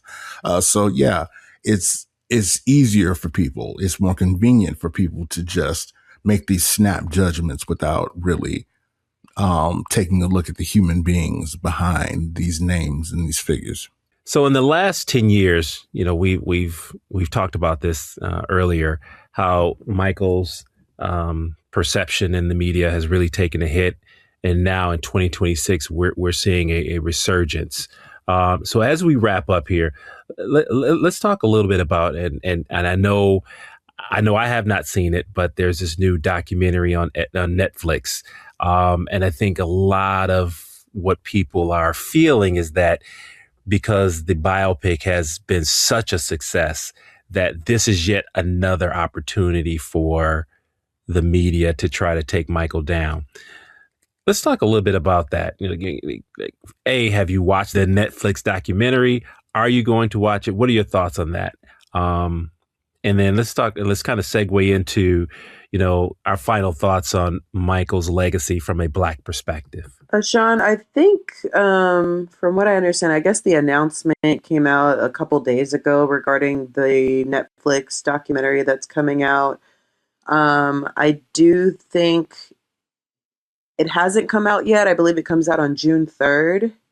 When I initially heard about it, I really thought it was going to be more of like a neutral standpoint. But then the more I started looking at the trailer, it kind of doesn't appear that way. So in a sense, it doesn't necessarily make me want to watch it. But then there's a side of me that does want to watch it just because I want to be informed. And I think just as a criminal defense attorney, I have an interest in that particular trial in itself. I'm very curious as to what the jurors have to say about that deliberation process. How did they reach their verdict? I'm very interested to hear that side of it, but I also know that there are a couple jurors who, after the verdict came out, later wanted to renege on I guess, their decision to, vindicate him. And I think that's what gives me a little bit of pause, is I think those are some of the same jurors that are going to be featured in this documentary, if I'm not mistaken. So I'm still trying to decide. If I'm going to watch it or not. So we'll see. I personally have zero interest in seeing this. When I saw it, I rolled my eyes. So in the back of my head, they almost got stuck. I am over it. How much more can we do this? You would think at this point they would be sick of it. How much more? How many documentaries? How many things can you do with this man? I'm just over it. And I think there is a large, with the movie, of course, they are piggybacking off of it. We see this for what it is. I feel like they are, like Rochelle said, I feel like it's set up to make it look like, oh, it's going to be, fair and balanced. But when I see folks like Diane Diamond pop up, Ron Zonen, I just feel like this is going to play into, you're going to have those defending Michael, then you're going to have those that are just going to make him look like the biggest monster ever. And you're going to walk away still with this perception of, we don't know if he did it, but, we'll let you decide. That's literally what the ad was promoting. We'll let you decide. No, a jury has already decided this, and if some of them feel like, oh, we got it wrong, it's too late. Enough's enough. And there's a massive boycott for the fans that are calling upon to not watch this, not support it. And if I do want to watch it, I'll see if someone uploads it. I'm just not going to personally, donate my money. And I'm canceling my subscription because first and foremost, Netflix has become way too expensive as it is. And there just needs to be a line in the sand at this point. You're either going to sell us propaganda and lies and we're done with you, or you wake up and stop. It should show you the money is with the people. People want to see positive stuff on Michael. They're sick of it. Those who think he's guilty, they're going to always think he's guilty. There's nothing you can do about that. But when you look at the numbers, the majority of the people are saying, no, we want to see positive content on Michael. Enough is enough. People can research this. It's out there. It's just, I'm just done with it, honestly. That's how I feel about it. But I'll be quiet now. No, Nicole, I think that a lot of people feel the way you do. I think that the general public is over it. The people who believe he's guilty, but I think the general public is over it. I think that's the reason why we've not heard a whole lot about the Casio allegations, because people just don't care anymore. And also, a smoking gun has never been produced. Something that I've said in my past post about Michael Jackson is that there has never been any credible evidence to show that Michael Jackson is guilty of any of the things he's been accused of. None. If we had it, it would have been all in our faces. But since 1993, after 33 years, we don't have it. That means it's not there. And like you said, the numbers, the proof is in the pudding. People respond to positive portrayal of Michael because it's rinse, wash, repeat. It's the same over and over again. And yeah, the you decide at the end, that tells you what it's going to be. When they say you decide, that tells you all you need to know. And I don't think it's out yet, if I'm not mistaken. I think it comes out June 3rd. So, and like you, Nicole, if I do watch it, it's going to be through alternate means. I'm not going to give Netflix the ratings for something like this. I don't know if there is a documentary that has actually addressed the trial before. Not that I know of. I'm not sure if you guys are aware of any, but I feel like this might be one of the first ones that specifically addresses the 2005 trial. I want to say they're like back in the day, like they had the TV specials and kind of like after the whole thing when he was found not guilty, you had those sort of specials. But even with those specials, like, on NBC or something like that, it always went towards the, maybe he got off kind of vibe. If it was something legitimate, I know it probably can't come from Michael's estate, but I know there are fans out there, certain ones that are trying to put together documentaries and whatnot, proving his innocence. I know Taj has his project and whatnot, but I just wish there was something that could come from the estate to just shut this down once and for all. But I'm sure they fear being sued, right? So it's just frustrating because I feel like we're never going to get anything legitimate from the media, the mass media. Well, the trial is public record, so therefore, right. They can't. It can't be affected the same way that the Chandler allegations were affected. When it comes to its retelling in a media piece. So in my special mind, I think that the vindication that came through the trial and the testimony in the trial and the evidence presented and debunked in the trial would be a nice act in the sequel, in the Michael sequel, to actually show what actually happened during that trial and why he was vindicated. He wasn't just vindicated because of a flip of a coin or luck or because people were confused. He was vindicated because there was no evidence. There was no credible evidence against him, and the people who were accusing him were not credible. People.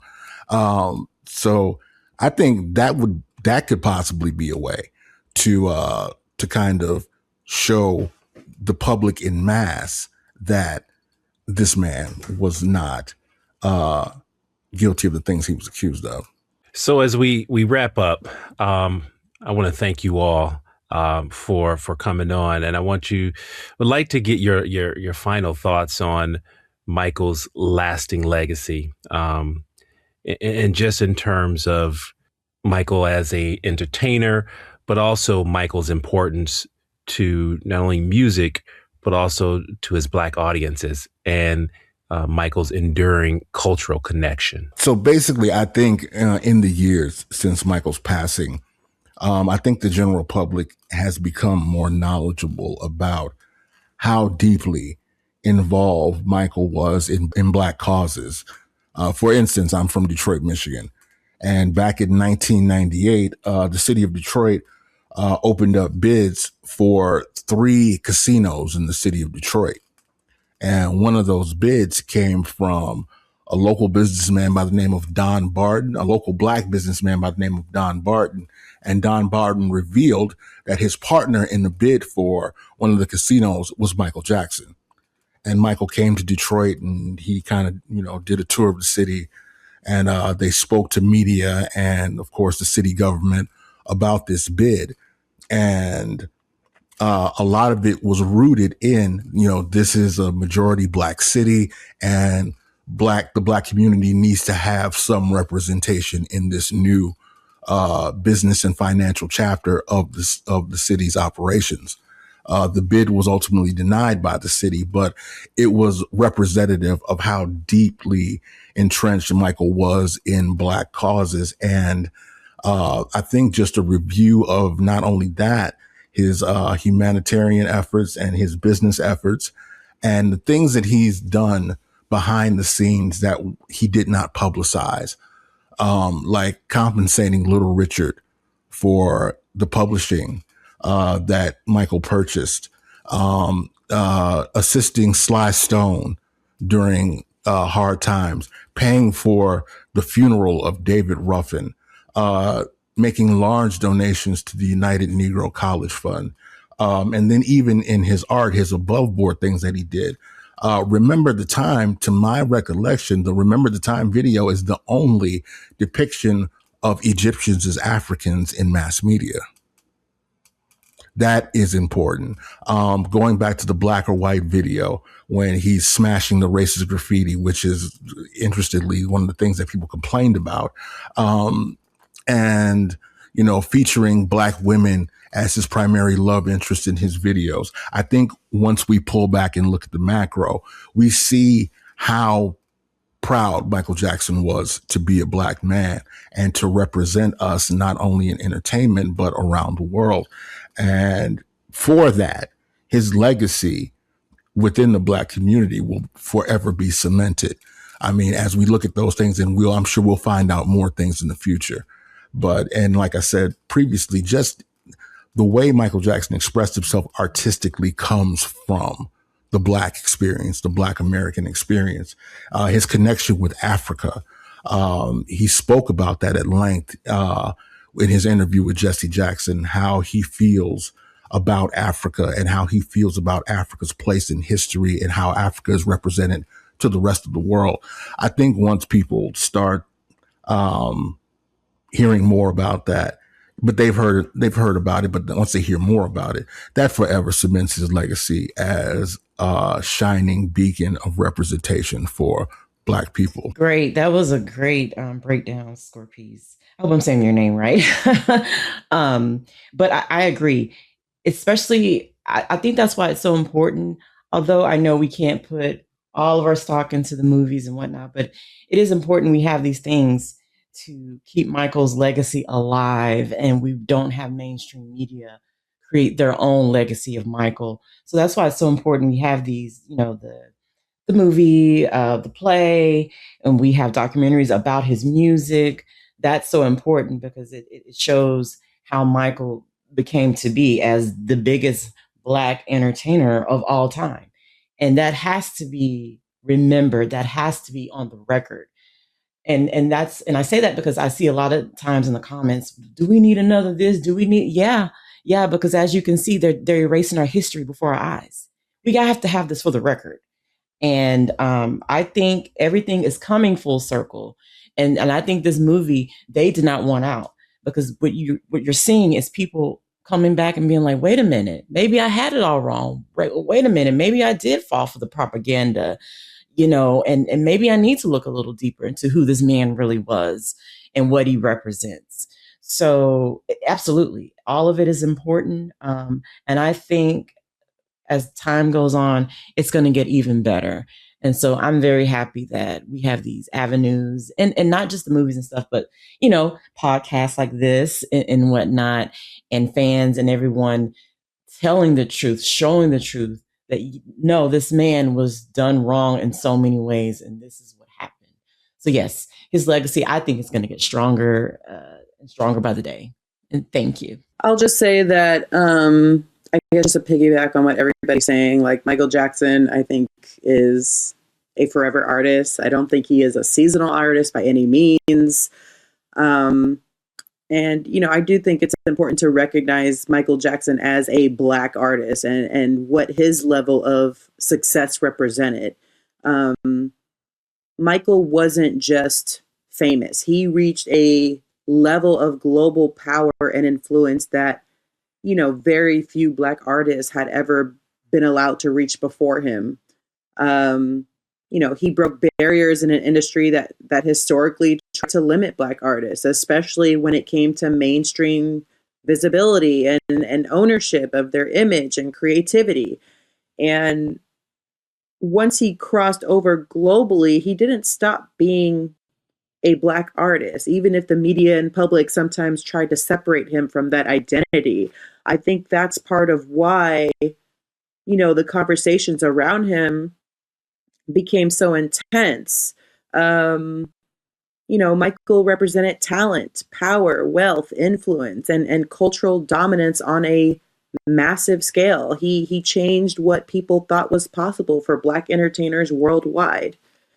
And to this day, you can still see his influence everywhere. I mean, not just musically, but in the way artists think about performance, branding, creative control, and global impact.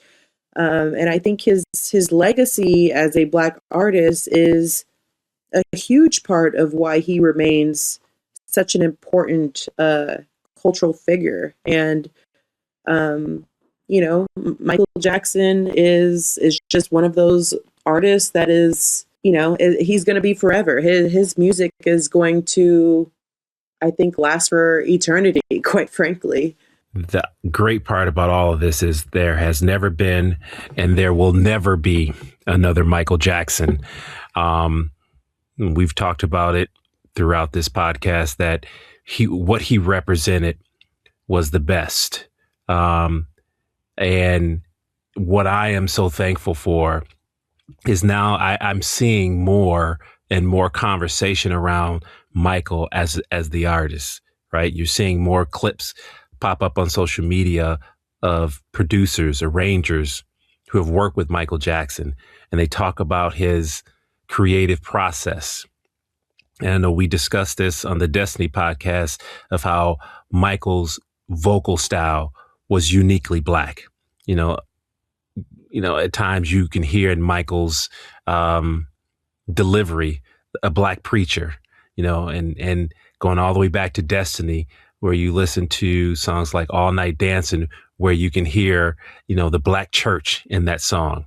And then Michael, almost 10 years later, doing Man in the Mirror, and then following that up with Keep the Faith. So what you've heard from Michael throughout his entire career started in Blackness, continued throughout. And that's something that we have to always recognize. And Rochelle, you hit it on the head. That's who he is. He is a Black artist, first and foremost. He may have transcended, but at the end of the day, like Jamie Foxx said, Michael belonged. He started out with, and he belonged to the Black community. And that should never be lost to time. That should never be erased. And we should never, ever be made to feel guilty about saying that. Because I think a lot of times, some people may listen to this and say, well, that's divisive. Well, that's limiting Michael. No, that's not limiting Michael. That's not putting him in a bubble. That's just telling us that we're just telling you who he is, who he was. Right. He was a Black man. And, and he said it. I'm a proud Black American. And he never wavered from that. He never at any point in time denied that. And so I think that's what needs to be said loud and clear. Nicole hit it on the head as well in terms of the erasure. We have to. There's a whole movement of folks who want to remove Michael Jackson from public consumption. They want to remove his influence, and it's up to us as fans. But I'll also say, as a black man, as a black person, I have a vested interest also in terms of wanting to make sure that his legacy is protected, because if it can happen to him, it can happen to any one of us as well. So, with that being said, I want to thank all of you for coming on and discussing this topic. I knew when I was thinking about this, I knew exactly who I wanted to be on the show, and you guys delivered. So I want to thank each and every one of you for coming on and sharing your perspective. And so if you could tell us where our listeners can find you on social media, just in case they want to reach out to you and connect with you. So, Scorp, I will start with you. Okay, so if you want to rap with me, you can usually find me on Instagram. My handle is SirMoto2, SIRMOTO, and the numeral 2. I host a podcast called Truth and Soul, and you can also rap with myself and my partner over there on Instagram. And our handle there is Truth and Soul Podcast. That's TRUTHANDSOULPODCAST, Truth and Soul Podcast. And that's, again, like I said before, that's one of my favorite podcasts. And we'll have to link your series on, what'd you call it, beige music? Yes, beige music. Michael was very much instrumental in that movement. So yes, beige music. Yeah, it was a great, I think that was my introduction to your podcast. And you guys really did a great job of breaking down how Black music really transitioned in the 80s. And so we may have to link it in here so that way you guys can listen to it. I think it's outstanding work. So thanks again, Scorpeze. Nicole, where can our listeners connect with you? Okay, for the most part, I am on X. If you're on X, I don't know. I understand if you're not, but if you are, I'm Nicole's View, and I COLE''S View, VIEW, and the @ is BLK, and then Liberation and 84. So BLK Liberation 84. That's where I'll be. And thank you, Shawn, for having me on. No, thank you, Nicole. Like I said, I've been a fan for a while, and I've looking for opportunities to work with you. So thank you. And I can assure you that this will not be the last time I'll be calling on you. Thank you so much. You're welcome. Rochelle, where can our listeners connect with you? You guys can connect with me on Instagram. My handle is Rochelle Jeanette _ESQ. So that's ROCHELLE JEANETTE _ESQ. Thank you, Rochelle. And I want to thank you for coming on. And I really appreciate your perspectives here, and especially coming from a lawyer. And so thank you again. And we look forward to having you back on in the future. Thank you so much, Shawn. I really enjoyed this. And I would be more than happy to come back on in the future if you guys ever need me. Good deal. Good deal. And you all can find me on Instagram. I'm at Shawn.Shackelford. You can also find me. I'm on Facebook. And like Nicole, I'm still hanging on to X. So you can find me at X at SASHACKELFORD. I'm also on Threads, Blue Sky. I'm not as active on those as well. But then you can also find me on TikTok at We Are the Shacklefords.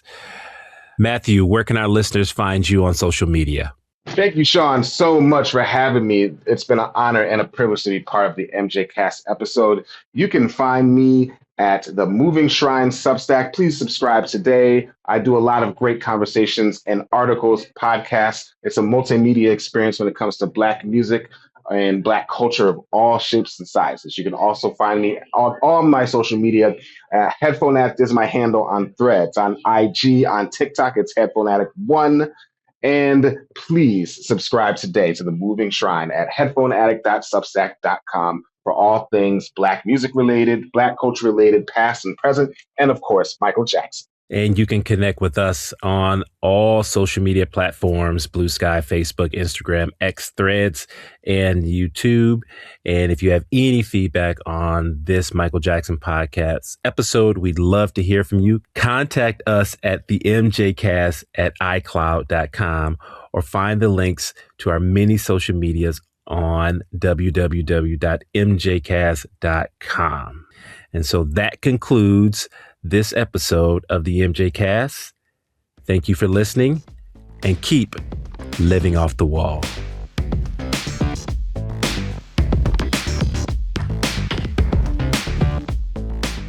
This has been a production of the MJCast. If you enjoy the MJCast, please consider rating, reviewing, and sharing it. The MJCast is produced by Elise Capron, Charles Thompson, Charlie Carter, Shawn Shackelford, and Simon Wilkie. Intro and outro music by Dan Villalobos. If you'd like to contact the makers of this podcast, please visit our website at www.themjcast.com.